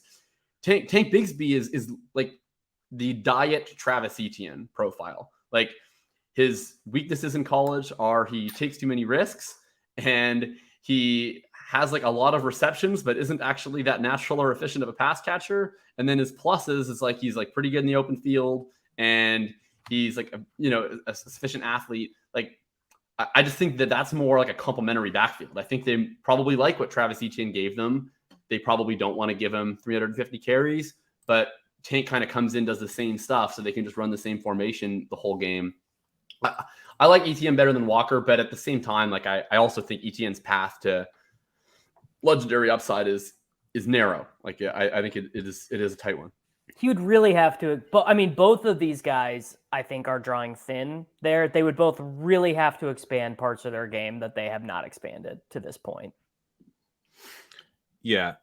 In terms of the Tank Bigsby stuff, Cam Akers is one of the closest comps for him. Yeah, that makes sense. In my stuff. And, I think stylistically, that's like Cam Akers breaks tackles. He's not a great breakaway runner. He's like fine as a receiver, but mostly he's kind of held down 3rd down snaps and not done anything with them. He's like out there, but he doesn't really get targeted a ton. So I think that's who Bigsby is, which is basically, diet Travis Etienne. It's interesting too. Like Akers and Bigsby both had a kind of the same like film wrap on them coming out of college, which was like they weren't very efficient as runners, but then you could be like their O-line was horrible. They played on this terrible team in a good conference. Like kind of the narrative around them coming out was also similar. Which makes sense with Akers. Let's go into this next here. We'll go a little bit more briefly. Maybe pick one guy that you either think is interesting because they're really underpriced or interesting because they're really overpriced. Next group of running backs, we have Javonte Williams, we have Damian Pierce, we have DeAndre Swift, Davis Mattek's favorite player. We have J.K. Dobbins, Derrick Henry, and that's it until all the way up to the 7-12. So that takes you from the end of the 5th round through the 6th round. We can go through our ranks. I'll start with Pat. Who's a guy in that group that you're either aggressively buying or aggressively selling? Well, I mean, we should talk Najee Harris, right? Oh yeah, we had managed to avoid Najee Harris. Do we need to? Yeah. Well, Jacob has him at 50 and I have him at 81, so I feel like we should discuss. I've got him at 78, sure. And that felt rich. Sure. Okay. So for the record, Najee Harris's current ADP is 48. I am 2 spots behind ADP, and I have been just getting beaked relentlessly for being the Najee guy. Trent Richardson kept getting drafted until he was out of the league. I have like I literally have 2% Najee. Yeah, where did he Harris finish his exposure in career? Dynasty. Didn't someone send a first for him? Yeah, oh my god, post-traumatic stress disorder. Oh, speaking of memory wipe, I had completely forgotten that had happened. Yeah, he was made a healthy scratch in a playoff game for Dan Boom Herron. That is a thing. Oh man, that's a name. That's an all-time. Remember this guy. I actually talked about Dan Herron on Twitter one time, and then Dan Herron himself like found my tweet and he quote tweeted and he was like, "Thanks, man." Like I like made like a Dan Herron like appreciation tweet or whatever, and I was like, "Oh man, that's sick." I love Dan Herron. That's amazing. I mean, Trent Richardson's career doesn't even make any sense, dude. He does not. He was out of football in 3 years. Wow. Was he what was his deal, man? Was he was bad. That was his well, deal. I know he think was there might have bad. been some Eddie Lacy weight management issues. Like, yeah. I mean, he came up to the CFL after he was cut by the Colts, and he was horrible in the Canadian Football League. Like the Saskatchewan Roughriders were like, "Oh, we're going to bring in Trent Richardson," and then he got played off the field by like Canadian college players who ran a 4.8. It was embarrassing. He's currently a running back for the. I'm not even gonna go in this direction. He's playing in the Mexican Football League, though. That's tough. He was the 2019 AAF rushing touchdowns leader. So happy ending to the Trent Richardson story. Okay, I don't know what you guys want from me. I feel like I'm being gaslit for having a slightly below market stance on Najee Harris, just because you guys have an obscenely below market stance on Najee Harris. Like, is 81 necessary? Like, do we need to be that low on Najee Harris? Why you are higher on Najee Harris than Nick Chubb? Why?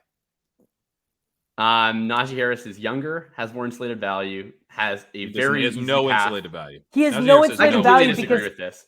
Everyone hates him. The Pittsburgh Steelers do not hate him. Pittsburgh Steelers are his current employer. Give it another 6 months. Are the most the Steelers are the most conservative. We stand by our guys organization of any team in the NFL. Like, they let Benny Snell remain on their team throughout the duration of his rookie contract. Like, I just don't think that Najee Harris is under any serious threat. That is true. He played all 4 years, and then he was wow. He absolutely did. They even let him learn special teams. Not like I just don't think that the Steelers think that Najee Harris is bad. I don't think there's any evidence of this. He was not a particularly inspiring running back. There's no question about that. I just think that we're getting a little bit overconfident in terms of how we're projecting the ascension of Jaylen Warren, who, like, whatever bad faith narratives have floated around about Tony Pollard, where it's like, oh, he's just getting the empty net carries, he's just coming in and running draw plays. Like, of course he has good efficiency. That's not actually been particularly true of Tony Pollard. That is fairly true of Jaylen Warren. I think that his stats are quite boosted up by getting a lot of easy work while Najee is grinding out the tough yards. And I don't think that Najee's an inspiring talent. This is my favorite argument. This is my favorite argument. That this was the Zeke argument. This was the Zeke argument last year. Right. But it's actually, but here's the thing here's the problem with Zeke. Okay. You've become a Zeke truther. Look at you. Yeah. Okay. It's about to get worse. Just buckle in. Okay. Ezekiel Elliott was still a useful fantasy piece until he stopped being useful in the receiving game. Like, Ezekiel Elliott, he went from actually great to bad but useful to actively bad. But we have seen several big, high pedigree, mediocre running backs churn out a lot of useful fantasy seasons. Leonard Fournette has been an extraordinarily successful fantasy running back for the entirety of his career, no matter how bad that we think he is, because he's large, he understands his assignments, and he catches passes. That's really all you need. You just need touches, size, pass catching. I think that Najee Harris has that. Frankly, like, he doesn't have the pass catching. This is the thing that people get wrong about Najee. He isn't a good pass catcher. He got a bunch of targets from Ben Roethlisberger once, and Alabama split him out wide a couple times or whatever, and people got all excited. He's never been a particularly efficient pass catcher. He dropped to 0.77 yards per route run last year, which is bad. That's a straight up bad number. Sure. He was at 0.97 as a rookie. Then he dropped. Since 2021, since he entered the league, he ranks running back 33 in ESPN's receiver ratings. He is not an impressive receiver, and Jaylen Warren was surprisingly impressive as a receiver last year. I think that it's the Zeke argument all over again because, yeah, if he was Fournette, if he was going to soak up all the receiving stuff, I think you'd have a much stronger case. But the receiving stuff is a bright red, flashing red flag here. Like, it's a real concern. And then you also have the rushing efficiency, which is really bad. I mean, to bring up Zeke again, the only running back who had a lower rush yards over expected last year than Najee Harris was Zeke. Leonard Fournette actually third worst last year. I mean, it's a kind of a rude thing to do to Harris because it's a volume metric, and he did take a lot of volume, which we generally like, but he was racking up negative yards last year. I do think, again, this is after a rookie year that was also very unimpressive. I don't even have confidence that he's the best running back on the Steelers. And by the way, Jaylen Warren, 215 pounds. He's not like a tiny little guy. Like, if they were to just be like, let's make this a 1A, 1B, Najee's the 1A, but we're just going to split this up a little bit more. Death for Najee. He can't handle that because unless the only out I see is that it really has just been injuries the last 2 years, and that he is much more explosive than we've seen. That's what the bag defenders say. I've been getting a lot of this on Twitter, is that people are saying, actually, didn't you know Najee Harris was injured last year? To which I say, was Frank injury. Everyone's injured all the time, bro. Yeah, I don't think that Najee's good. Like, I'm not going to say that Najee's good. I didn't think he was good as a prospect. I had him as RB3 in his class coming out. I didn't like him coming in as a rookie. I don't like him now. Experiencing the Leonard Fournette season in 2021 as a non-Leonard Fournette drafter, and then experiencing the Josh Jacobs season in 2022 as a barely Josh Jacobs drafter, it's leaving me with a desire not to be too overconfident in my stances regarding running back talent translating to fantasy value. Like, and also just in my stance regarding running back talent, period. Like, I thought that Josh Jacobs was a relatively average NFL running back. And then last year he performed as one of the best NFL running backs in the league. Like, not just in fantasy, but he was actually real life awesome. And I don't know that we had a whole lot of reason to believe that he was real life awesome prior to that in the data. I think it's unlikely that Najee Harris posts a Josh Jacob-esque season. Jacobs was much better than Harris has been thus far. But I agree that he was not. There was no reason to think he was going to be awesome, and he was borderline awesome in the efficiency last year. Yeah, I'm just saying that I'm just open-minded to Najee Harris being good, where there's a price that I'll take him. It's not like he's not a target for me. I'm not like going out of my way to acquire Najee Harris. I am below ADP on Najee Harris, but I think that the market has factored in a lot of the downward efficiency risk. Like, Jaylen Warren, like, we're talking about an undrafted free agent who posted some fancy efficiency stuff on a bunch of draw plays. Like, I just don't think that this guy is like a legitimate talent. If he's better than Najee Harris, that's because Najee sucks, which is entirely possible. But I just don't foresee Jaylen Warren coming in and stealing his job the way that Tony Pollard did. I just don't know that Jaylen Warren is actually that level of talent. It's not about even stealing his job in most scenarios, because this is the problem when a guy isn't very good, right? It's not that Jaylen Warren's going to come in and take over the backfield and, now you're in trouble as a Najee drafter in Dynasty. No, you're in trouble if Jaylen Warren is able to carve out any slice of the backfield in a meaningful way, because Harris has not shown any explosiveness dating back to Alabama. I mean, that was the big red flag coming out, right? Is that, like, he had runs over 20 plus yards. Like, he's just a chunk play runner. Well, his success rate since entering the league has been poor in both seasons. So he's not even doing the chunk play thing, right? He's not consistent. He really has yet to flash anything. Harris hasn't flashed anything. So no, dude, he had 14 targets in that one game. Yeah, in that one game, he had 14 targets. Yeah, targets, a stat that, definitely reflects running back talent. All right, I'm moving him down. Okay, I'm moving him down. I'm not moving him down to the 80s.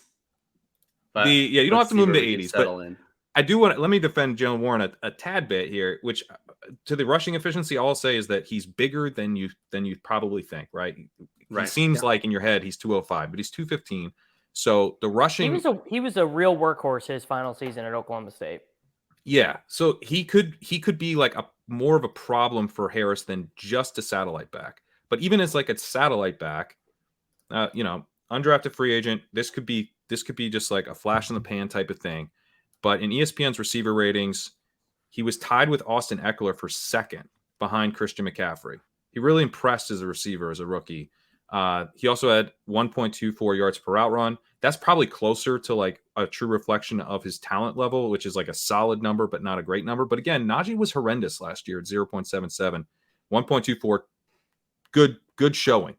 That's my main concern with Najee is that like we saw from his rookie year to his sophomore year, a big decline in snap share, right? He was like one of the few guys getting absolutely every touch as a rookie. He wasn't quite that guy last year. I think he could fall to like, you know, the 60% range in a decent number of outcomes this season. So, and if he does, like, then you better hope he was really hurt the last couple of years because he's not shown anything to be able to deliver. Well, those two things are linked, right? Like Najee Harris is our first round pick. If he comes out and it is just the injuries and he's good, then he's going to get a million carries. Like it's not going to be a scenario where he's getting 60% of the workload and he's good. Like he's either going to be good and he's going to get all the workload, or he's going to not be good. Like he's either going to get a big workload and be good, he's going to get a big workload and be not good, or he's going to be not good and he's going to get a small workload. He's not going to get a small workload and be good. Like if he's good, they're giving him carries. But I agree. That's a good point. Which gives you a payoff. Yeah. Because if he's good, he'll get carries. Yeah. So I moved him down. I agree with you on further reflection that there's not really any excuse to have him ahead of Nick Chubb. And honestly, if you had asked me without looking at my sheet, if I had him ahead of Nick Chubb, I probably would have said no. So that was a bad take. I also moved him behind Kenneth Walker just because I don't even know. I think I need to move Kenneth Walker down too, but I don't know. He's so far behind ADP, he's buried. I moved him down to 66, which is a substantial drop. I moved him behind a couple of the tight ends, a couple of the quarterbacks, some of the wide receivers that I think have a higher payoff ceiling. And on like, I think I balance like trying to be fair to Najee Harris's upside. It's just the path to like 18 points per game just seems pretty clear, right? Which is that all you need is the Steelers to decide to give him enough work to get 18 points per game. Because he doesn't actually have to do anything to deserve 18 points per game beyond that, really. Like if he just absorbs carries and targets, he's going to score points. I mean, yeah, you're not wrong. It's just that all the indications we have. Well, I mean, another problem is that like Pickett is not throwing to the running backs at the same rate that Ben did. So like the big thing that worked for him as a rookie doesn't seem to be there. It's like I just have seen this story before. His name was Clyde Edwards-Helaire, which is that they tried to make it work. Yeah. And then in year 3, they were like, we can't do this shit anymore. In a perverse way, it's actually a problem if the Steelers get better, because then their offensive possessions are going to matter to them more. And they're less likely to just be like, let's just give this dude the ball. Like if they're kind of in it in the division, that's where you see, I think, more Jaylen Warren, actually. This is just totally vibesy, but I just think that like coaches never give players like Clyde and like DeAndre Swift the benefit of the doubt. Like they see like a small little guy and they're just like, this guy can't hack it. And then if they do anything wrong, it just confirms their priors. Whereas players like Najee Harris get so much leash. Like I just think, let's be fair to the Chiefs here. Clyde didn't just do a couple things wrong. No, I'm not saying that I'm not saying Clyde is a victim. Like Clyde was properly punished for his ineptitude, but I just think like Najee Harris he will get an undeserved lead. Like Leonard Fournette has been actively detrimental for most of his career and like continued to get chance after chance. He posted like 5 RB1 fantasy seasons. Like I guess he was cut after his third year by the Jaguars, but true. And another team said, "Come on in, Lenny, win us the Super Bowl." Yeah, I don't know. I think that the one thing you've sold me on the most is Najee's receiving ceiling being a little bit worse than I think I had in my head. Because if he doesn't have that, then you're right. Then he's, I don't know, who's like an example of like a bad running back who just gets carries. I guess maybe that's the problem. There's not that many bad running backs who only get carries. Right. There's usually good running backs who get a lot of carries. Bad running backs who can do everything. Yeah. The guy I want to talk about is Dameon Pierce, because that's what I was going to bring up.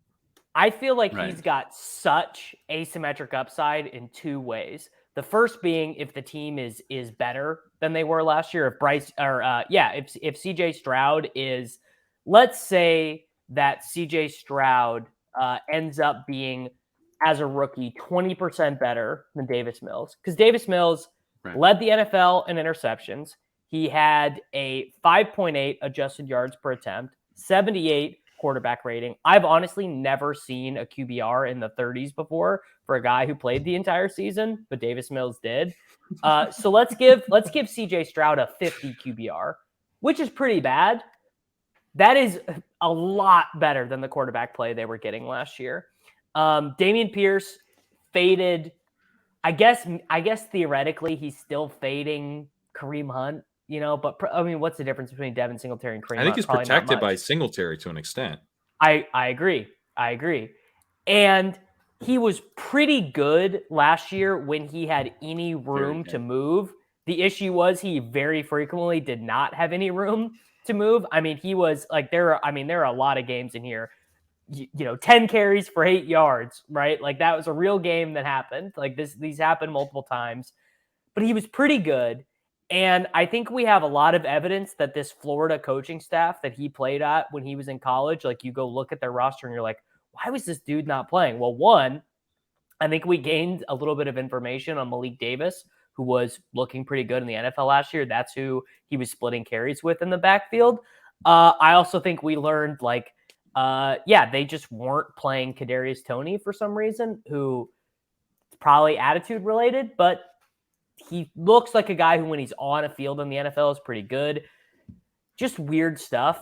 I think the evidence we have suggests Pierce is an above average quality running back in the NFL who was in one of the WOT situations last year that you could ever possibly be in.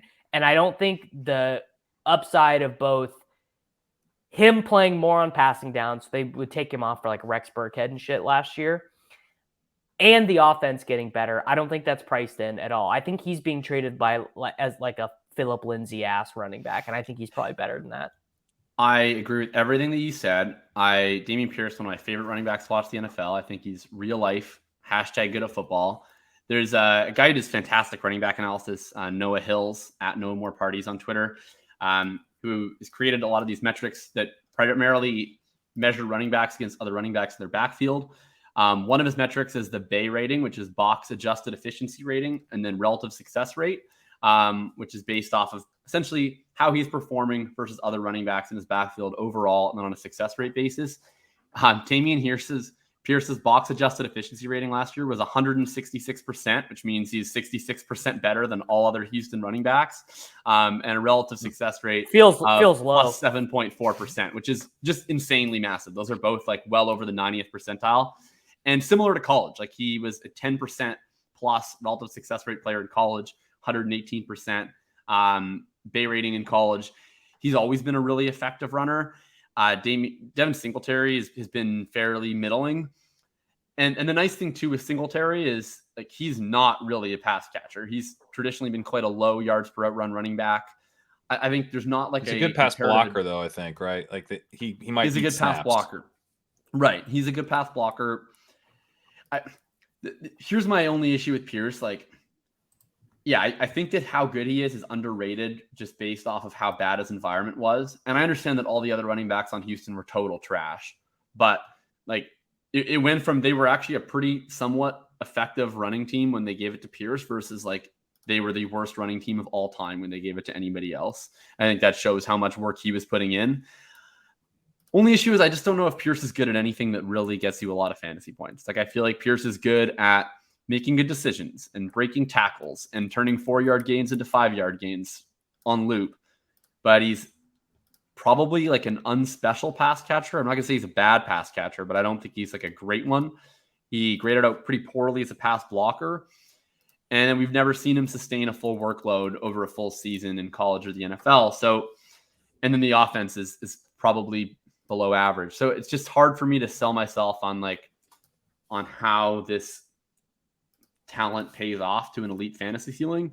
Because at least with Ramondre, it's the Najee Harris argument. Yeah. It's just that he plays a ton and the offense is better than it was last year. But if I'm betting on a guy with low pedigree, I would just rather bet on an archetype that's more fun than Najee Harris. I'm okay. I don't even really want to bet on Najee Harris, but at least he has the both pedigree. Davis and I are betting on Harris, betting on Pierce above Harris. We both have him ranked above Harris. So to me, that's two. I And That's I love too. trying That's to too. make That's way too talent-based IK running back for Jacob. decisions. That is too IKB for me. Like I think Dameon Pierce is clearly a better running back than Najee Harris, but I just think that's a lot of confidence in our talent take to do that. Where I think Najee Harris will continue to get chances. It's not that much confidence. It's just like I mean, so to me, like, you know, with best ball, right? There's been kind of this push to like factor in the market and let the kind of wisdom of the crowds help you make decisions, which I think generally I agree with. In Dynasty, though, I want to be more focused on where the market is going. And my feeling on Harris is like most people are kind of already out. It's sort of like we're waiting for everyone else just to be like, oh, this guy stinks. So like, I don't care. Like if I'm just avoiding a guy and just like this ADP is straight up terrible, I'm not touching it. Like that's how I play Dynasty. You know, like I think finding those broken ADPs and just avoiding them. And then my assessment is that I'm not as high on Pierce as Davis is. So I see it maybe a little bit less of the asymmetric upside, but I see it enough, you know, like he flashed some real talent. We're getting a rushing scheme here that generally creates efficient running backs.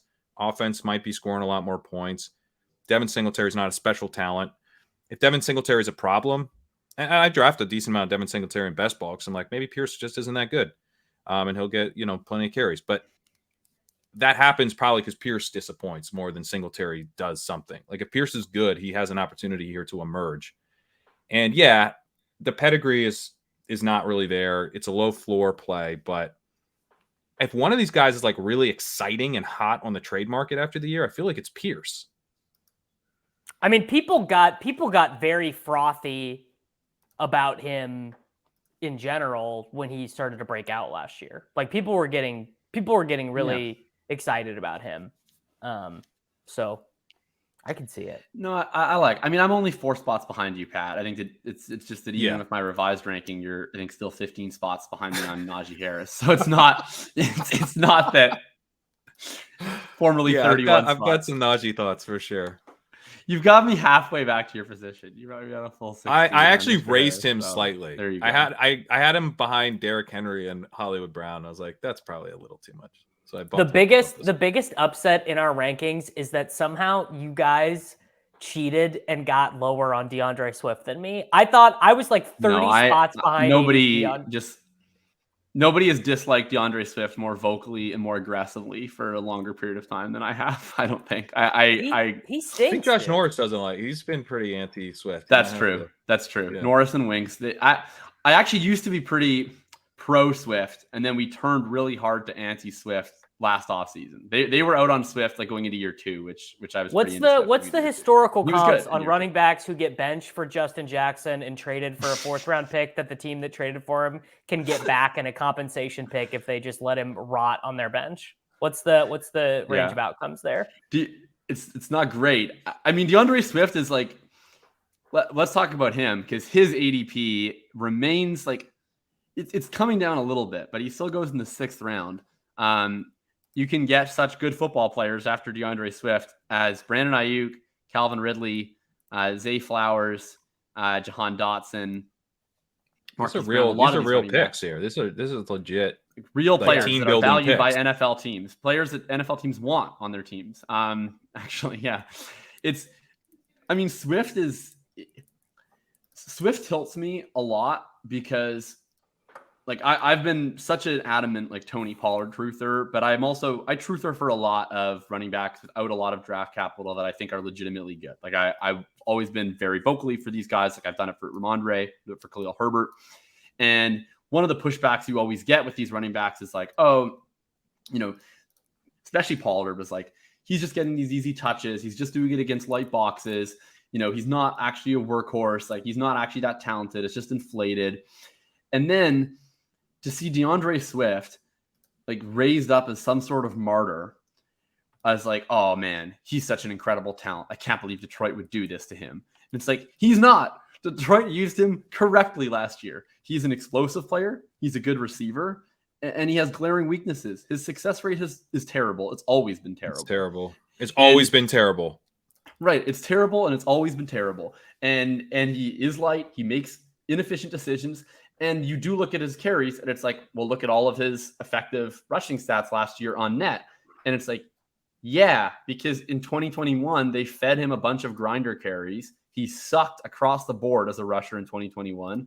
In 2022, they gave him a bunch of tendency breaking carries, outside runs, out of shotgun. They used them almost exclusively against light boxes. And then his numbers looked really good overall, despite a bad success rate, because he was put in more advantageous positions. And so a higher percentage of his carries ended up being big plays. He's a useful NFL player, but like, he's actually the guy that people say that the Tony Pollard is, where he's actually just the explosive fantasy player instead of the all-around running back, which is fine if you're Philly and you're spending a 4th round pick to acquire him and probably getting a 5th round pick back as a comp pick when you let him walk. It's maddening to me. I think that people see him as this like incredible talent that's been hard done by in the NFL when he's actually been given several opportunities to succeed that he didn't take advantage of and has then been used in a tailored role to his skill set. I think he's a role player.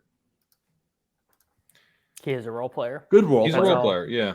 And what I would say, too, I mean, so he's going, I'm looking at some of the ADP here, and, you know, he's going in Dynasty at a similar price to his redrafted best ball ADP. And to me, that's like right there. That makes no sense. I'm actually drafting him in best ball a little bit. Sure. Yeah, I am too. Yeah. Okay. And he's not like a big target for me, but when he falls past ADP and I can scoop him where I need a running back, I'm excited to draft him. I'll take him. I take him on some Hurts teams too. Oh, for sure. Yeah. I love doing that. So I'm not like out on his, but his chances of turning in a really good season. I mean, he's behind the PFF just put out their offensive line rankings. Eagles still number 1, Obviously, you're going to have a tough time stopping an explosive runner and receiver. I mean, he's not just an explosive receiver. He is an explosive runner. 100%. He just is always looking for the home run, and he never does what is asked of him. That might actually work in Philadelphia. It might work. If Rashad Penny gets banged up, which is, probably unfortunately going to happen, then there could be a lot of carries there, and, he could be a really fun spike week type of player. But if you think about the two formats, best ball is the one where you really, really want to prioritize ceiling, and Dynasty is the one where we care more about floor, future value. What's a bad season going to do to this asset? What are DeAndre Swift Dynasty buyers even hoping? Like, are they hoping he stays on the Eagles? Are they hoping he gets? They're hoping for that same ceiling outcome, but the payoff isn't even necessarily like as big as it is in best ball, right? Like the single season outcome in best ball could win you a ton of money. In Dynasty, like, does he even get re-signed? Like, what do you it's just I really don't know what you're hoping for in Dynasty. Right. I think there's just such a divide between, I think, how NFL teams view DeAndre Swift and how fantasy managers view DeAndre Swift. Like, it's just you never want to be in on the fantasy manager side of that. You really don't. Like, if you just think of it in a vacuum and you forget the names attached and you look at what Philly did, right? And you just think of like, what if this is how they attacked the linebacker position, right? It is kind of how they attack, right? It's like TJ Edwards, they lose him in free agency. And like Howie Roseman probably views running backs and linebackers kind of the same, where it's like low value positions that, we're going to try and attack in creative ways to get decent value out of. It's like, we lost Miles Sanders in free agency. Cool. We're going to do it in our system. All right. We have Kenny Gainwell, who's like a decent enough player that we're paying very little money. Oh, and we'll take an interesting shot on Rashad Penny for almost no money. He's provided some good value. And then, yeah, sure, we'll send a 4th round pick to the Lions for DeAndre Swift and maybe get a comp pick back. Why not? Like, they're just taking shots to assemble, a bunch of usable pieces for their backfield and going to see how it works out. Like, it's not like DeAndre Swift comes in, I don't think, as like their preordained answer to the running back position. I don't think that they think that they need to have an answer to the running back position. He's the most fantasy friendly of the three. Maybe he's even the best of the three, like overall. I think probably Penny provides the most value per touch, but it's just like, if he walks to free agency next year, like, let's say he has like a median season this year, right? And he pays off his best ball ADP, but he's not like a smash hit or whatever. Like, I just think he's going to get like a 2-year, $8 million contract with someone, and people are going to lose their minds. Like I just don't think that he's valued as like some incredible talent. I think he's a really useful player, but I don't think the Eagles landing spot is really good for him from a real life perspective. Like you said, Pat, about the good offensive line, him being an explosive runner and being an explosive pass catcher. Not great from a fantasy standpoint. I would much rather 61 total targets to running backs last year. Yeah. I would much rather have Devin Achane in Dynasty than DeAndre Swift. Like, much rather. I think I have them pretty similar. I have Swift ahead of Achane, but I don't have a Achane. I feel like Achane's bad cases are like he becomes this bit player that we're expecting Swift to be. Jacob just breathed a sigh of relief to realize he had Achane ahead, and I'm the lone person who doesn't. Yeah. I mean, I didn't even love like Achane and like rookie drafts and stuff, but like I don't care about this Dalvin Cook stuff at all, really. Which for Dynasty, yeah. Yeah, Dalvin Cook. You're right. Dalvin I should have Achane ahead. Dalvin Cook is Jeff Wilson Jr. to Achane for Dynasty purposes. I hope that Dalvin Cook goes to Miami because I have not been able to draft that much Devin Achane in my rookie drafts, just because he keeps going like so highly. So it'd be nice to get into him after Cook, but I don't know. I feel like we're just beating up on DeAndre Swift, the poor guy. But just draft him in best ball. Like you don't have to. Exactly. Dynasty is a very specific form of fantasy football, and I think there's ways to attack the format, and Swift does not really fit those ways. And look, he could fit those ways if he had an ADP of like 120 in Dynasty, and he's like then he would be Antonio 75. Yeah, then you're like, okay, I'm in. I'm getting this market is giving me a huge discount, but it's not. It's treating him as if he's the same play in Dynasty. He's a worse play in Dynasty. The floor is much worse. So just he's a year-to-year bet. If you like this year's setup, draft him in a yearly format. I agree with that. And I probably will be roughly with or maybe even over the market in best ball. We're running a little low on time here. Running quickly to the next tier. We'll do this as a rapid fire. There's this like group of young running backs who we're not particularly sure if they're any good, but they are going to potentially get a chance to lead their backfield this year, and they're all kind of going at the same range. And that would be Rachaad White, Isaiah Pacheco, Cam Akers, James Cook. If you had to pick one of these guys, I'll throw Alexander Madison in here too, even though he's not actually that young. If you were to pick any of these guys to go out and buy, who would you pick? Or you can answer nobody if that's your answer. These all feel like particularly bad buys. I guess depending on the context of your team, generally speaking, rebuilding teams are not buying day 3 capital running backs, right? Like it just doesn't feel like a wise way. And if you're a winning team, if you're a team that can win this year, couldn't you just get Joe Mixon, who like projects for way more median points? So it's like this is why Dynasty is so fascinating, because there's such a middling of like, we all expect these guys to score points. They all go much higher in redraft than they do in Dynasty. But like, due to the changing nature of the NFL, like 3 of these guys could be out of football in 2 years, or these guys could all be Isaiah Crowell, like so fast. It's unbelievable. I would say the one that has the best ability to carve out a role where he's like he becomes Najee Harris, like he's like a trap back next year, would be Rachaad White, where the Buccaneers are a little bit better than we expect. They don't really use any of these other shitty running backs they have. He gets like 70% of the running back touches. Actually kind of like how Cam Akers has been viewed, where Akers has been, people have loved Akers and they've hated Akers and they loved Akers, and then Akers was going to get released or traded, and then actually he was the lead back. Well, like I could see White going on that. Well, you just named him. That's the guy I'm going to pick, and it's begrudgingly. Like, I think I need to just reevaluate how I view Cam Akers. Like I liked Cam Akers coming out. I was very excited about him coming off his rookie year. Achilles happened. He like retained way too much value going into that offseason. I sold all my shares, and I feel like I was like so happy that I made like what seemed like a really good choice of like cashing him out at round 1 pick value and then watching his value plummet, that I just like refused to accept that he might have a comeback. He seems like a pretty decent bet in terms of, we just kind of talked about with Najee Harris, where it's like he's big, he can theoretically play every down, and he has the pedigree. Like Cam Akers did have a game of 100% of the snaps last year. He does have the pedigree. And the Rams offense is probably not going to be that bad. Like it's fragile, but Stafford's going to play. Cooper Kupp's going to play. And that's probably the guy that I might be willing to bet on. And the nice thing you get with Akers too, I'm going to probably move him up. I don't have him ranked very highly. I'm going to have to move him up. Davis is by far the highest. I was enjoying hanging out with you down there in the Cam Akers fade zone. I'm sad to see you go.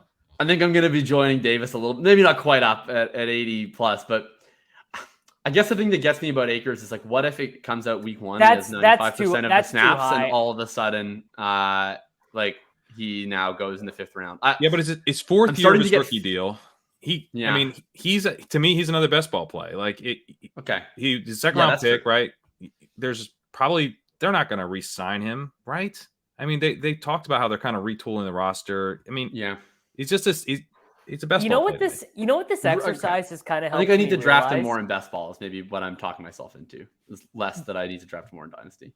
There's about 50 good players in Dynasty. And then a bunch of dudes who are completely interchangeable. And I wonder, I'm not old enough to know this, but I wonder if like 10 years ago, that same thing would have been true, or if teams and contracts were more straightforward and guys stayed in their roles for longer. And if this is like a new NFL thing where it's like, you got to pay your quarterback $1 billion so everyone else becomes more replaceable to some degree.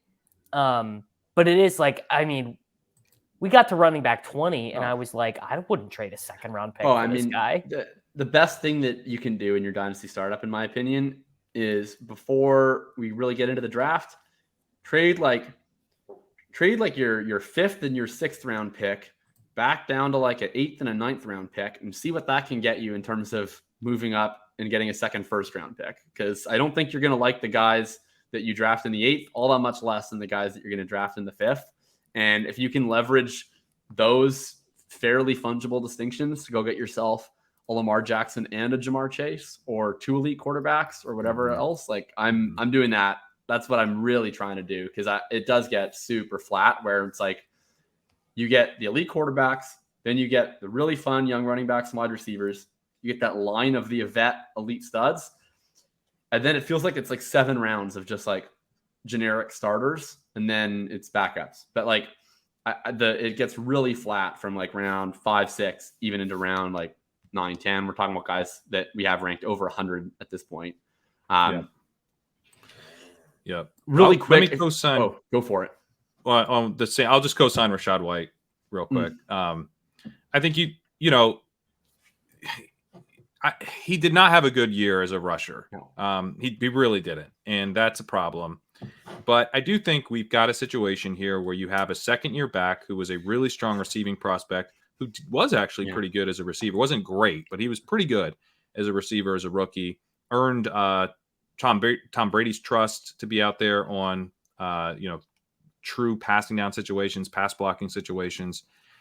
So I think someone they're going to trust in the receiving game this year. I feel very confident about that. What I don't feel as confident is that they'll actually treat him as like a true workhorse. But I mean, he is a 2nd-year back, so there's a payoff here. If he is a workhorse, I mean, you're gonna make out like a bandit at this current price. Like you get him in like pick 90. Again, this is another situation where you look at the best ball market. He's going about the same as he is in best ball, but here in Dynasty, you have the chance to resell this guy after a good, productive season. You don't get many opportunities like that at running back. A running back hits, and then you sell for more than you paid. That's rare. And so White gives you a rare opportunity. We can quibble about how likely it is that happens. I tend to be a little bit bullish on White because of the receiving prospect profile that I really liked. But the point is that if you do get the season, then you get a big resell payoff, which I just find very appealing. Yeah, I'm inclined to agree with that. Like I was really out on White in the early offseason at his cost because I just thought he wasn't very good and that he was at pretty high risk of getting spiked in the draft or in free agency. But now that that's done and they have probably one of the worst running back 2 through 4s of any team in the NFL, like, yeah, his all of a sudden his path becomes very, very clear. And like you said, the cost is pretty palatable. So I was really into White as a prospect. It's quite out on him early off season. I'm warming back up to the idea. Really quick, if you had to buy an old veteran running back, who would be your buy? Joe Mixon. That's a good one. Joe Mixon scores. Joe Mixon doesn't get arrested, doesn't get suspended, doesn't get cut. How many PPR points this year? I mean, probably like 17 a game. Yeah. Yeah, like and probably you 250. You could trade some of your shittiest picks and players for Joe Mixon right now. I mean, straight up. I just saw him go for a 25-second. Like, bro, come on. Wow. That's like picking 25-second and Jeff Wilson, to be fair. That's like picking up nickels. That's like picking up nickels off the street. I mean, it's not glorious work, but someone's going to do it. And it feels bad because Joe Mixon's like probably a dickhead. And, he's a bad person and he's bad at football, but he's good at scoring fantasy points. Yeah. So there's going to be, and you're picking up a little bit of tail risk, but he would definitely be the one. I also think, I mean, you guys are both going to disagree with this, but if Kamara serves a 3-game suspension, if that's what ends up happening to him, and you can get him for like literally I've seen him being traded for like, I think in Kerrane, one of our leagues, I believe someone traded the 308 for Alvin Kamara's services. I'm actually the highest on Kamara among us, although we're all like in the same realm. Like Kamara could retire tomorrow and you're still winning trading the 308 for him, given that you could get a Kamara season. You know what I mean? Yeah. Yeah. I bought some Kamara this offseason. I sent 2 seconds and I got Geno Smith and Alvin Kamara, which like I would probably just send 2 seconds for Geno. So that felt pretty free to me. I'm in on all these guys. Like you made the great point, Davis, right? Like a lot of these younger guys already don't have any insulation. So like if you need a running back, like trading for Isaiah Pacheco is kind of a half measure when you can just trade. I did this trade in 2 leagues actually where I had shitty firsts I didn't want to make. One of them I traded a shitty first and George Pickens for Geno Smith and Jared Goff. Another one I traded the 109, I think, for Damian Pierce and Isaiah Pacheco. Like I just like I think that's, and I probably lose that trade in the long run, but I get some points. But I much prefer trading assets I'm not in love with just to get the running back points when I realize I need them versus trying to like prospect and mine for them. You know what I mean? Like just buy the realized asset. Can I interest you in a round 11 James Conner? No. Yeah, sure. Davis. I would rather. That's where you draw the line. That's where you draw the line. What's the fucking point? What are you hoping to accomplish there? Like that he does what he just did last year. But he's playing with Clayton Tune now. He played with Colt McCoy for half of last year. Hey, Colt McCoy, professional quarterback. He might be playing with Colt McCoy again. He's probably better with Colt McCoy than like I don't know if like James Conner is like canned meat. Right? Like he does better in inferior environments. Like he thrives. Wait, is this like a Canadian reference? What are you talking about? Canned meat does better in inferior environments. What does this mean? Like, okay, like have you never heard like inferior goods, like the economics term? It's like there's like normal goods and there's inferior goods, right? So it's like in good economic times, like for instance, like steak, right? Like steak is a normal good. Like the better the economy is doing, the more people buy steak. The worse the economy is doing, the less people buy steak. Gotcha. But like click is an inferior good. So it's like the better the economy is doing, less people are buying click and spam. But like if the economy is tanking, the fuck is sales click? Stonks are up. No idea what click is. What is click? It's spelled KLIK. Google it right now. It's like me, you like pop a little tab and you like can spoon it in. It's like really gross. Okay, I mean that makes sense. Okay, I know you've won $2 million. You don't have to buy click. For the rest of us, man of the people here. For the rest of us, humble servants. You guys are eating click now? I mean, in Joe Biden's economy, or I guess I'm in Justin Trudeau's economy. Justin Trudeau's economy, yeah. I mean, James Conner thrives in adverse environments. Like he just collects 8 dump offs for 30 yards. Yeah, it's a good bit. It's a good bit. I'll say, just one point to circle back to White. If the whole thing I said about like his trade value stuff, do trade him in the offseason. Don't write out another NFL draft and free agency period right after the season. If you win, right after the season, don't fall in love. Rashad White also could be a pretty good click type of player. Yeah. Like I could see him racking up a lot of inferior goods points. 100%. Yeah. Total spam player there. I can't say click because I like until I see a picture of this, I'm not going to say it. I'm just tweeting it out right now. Rashad Penny is a guy I'll mention.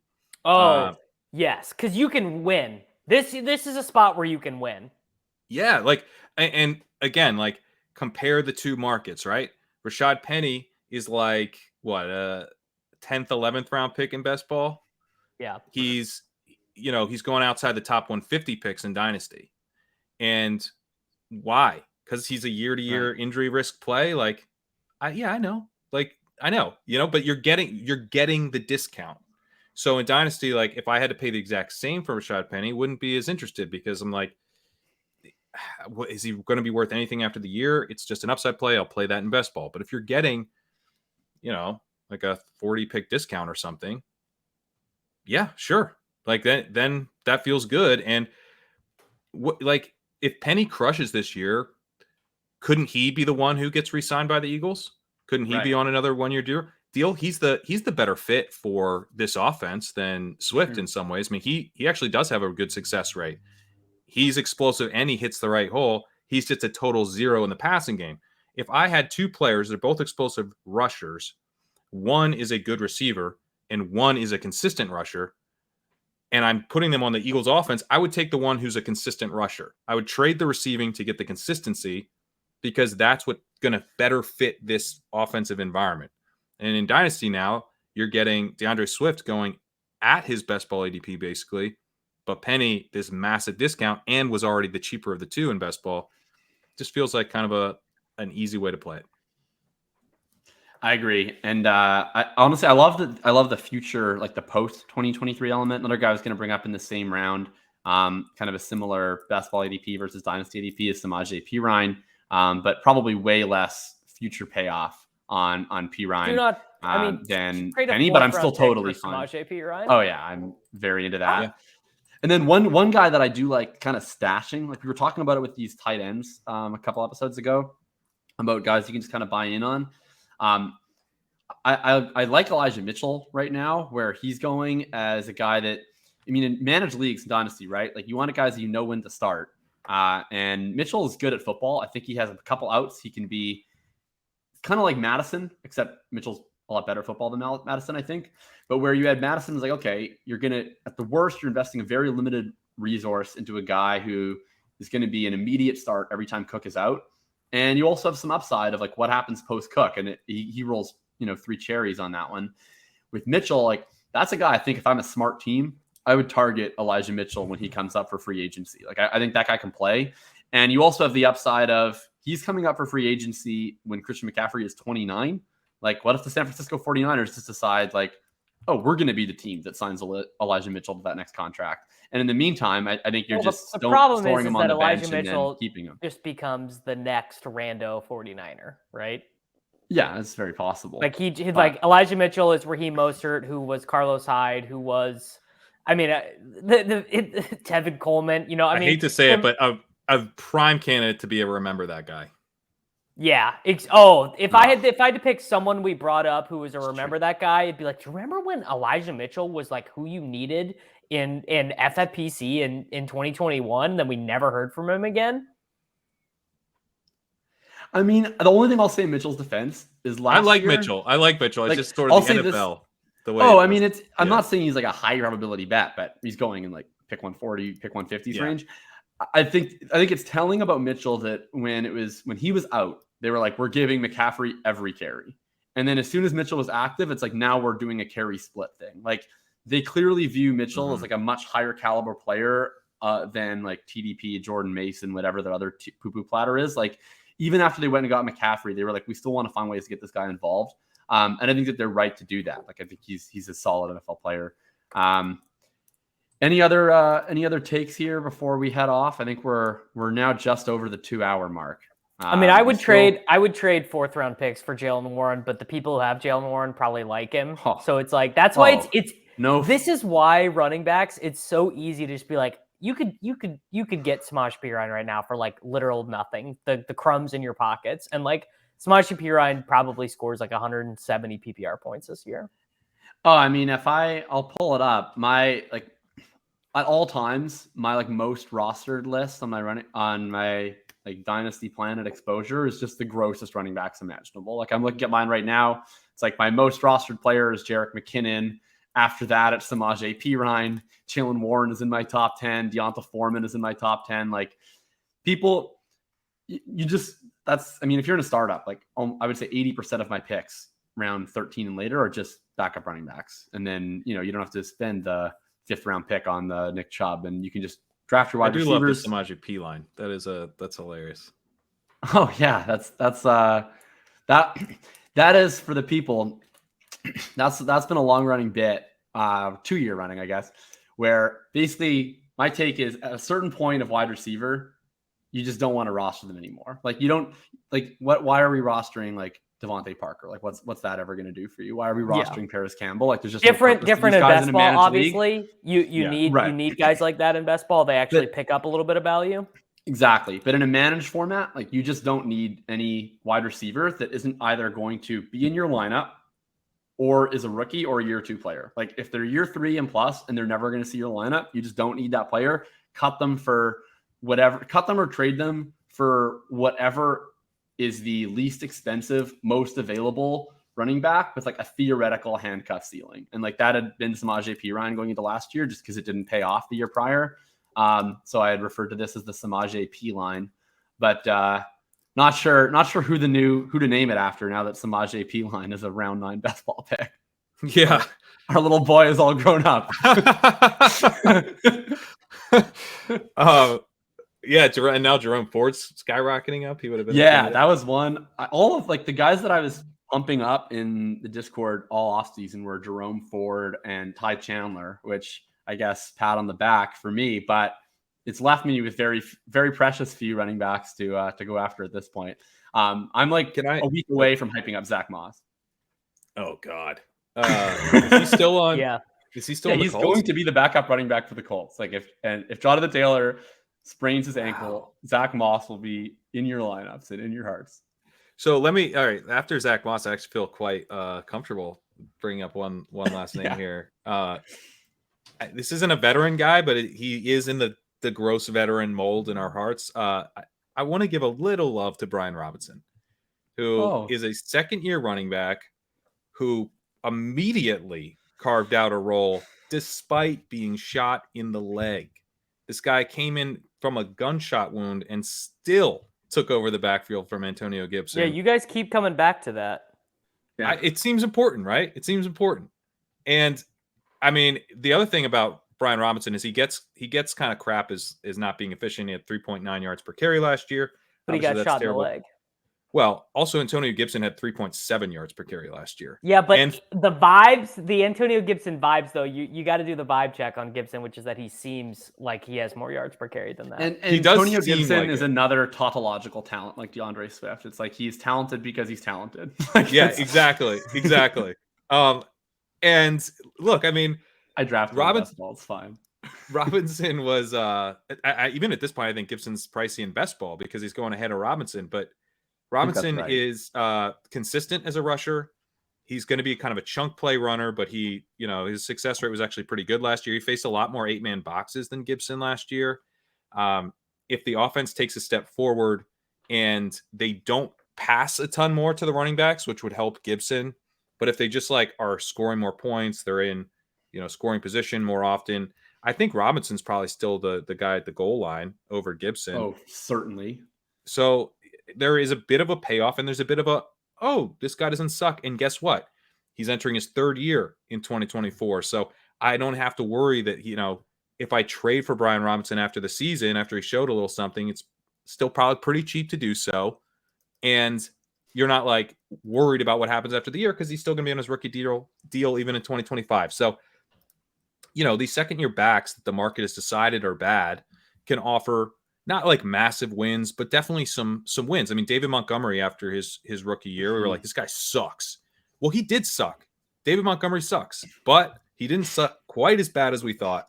And so if you're going to make the Najee Harris type of play where it's the market's overconfident in talent, I would prefer it to be in that 2nd year where then entering the third year, people will Good talk point. themselves into the guy like Jacob's doing now with Najee Harris. And, you can sell it to this sucker. I've never been gaslit this badly. I already bent the knee.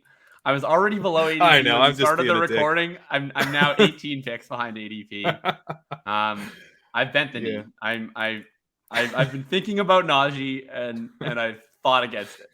But I think of course I'm being a total asshole right now, but I think the point of like these third year backs, people are still kind of in if the projections support them. So if you go 1 year earlier and say who is the market think is horrendously gross is a second year back, but maybe they're not quite as gross as people think, then there's a chance for, we're talking about singles here, not even doubles or triples. But definitely a fair point. I've got to run here quick because we got PLTC bar exam class starting up here in 10 minutes on the West Coast, but it's been a pleasure. Are we going to do 2 more episodes now? We got to do a tight end quarterback and we have a mailbag to do.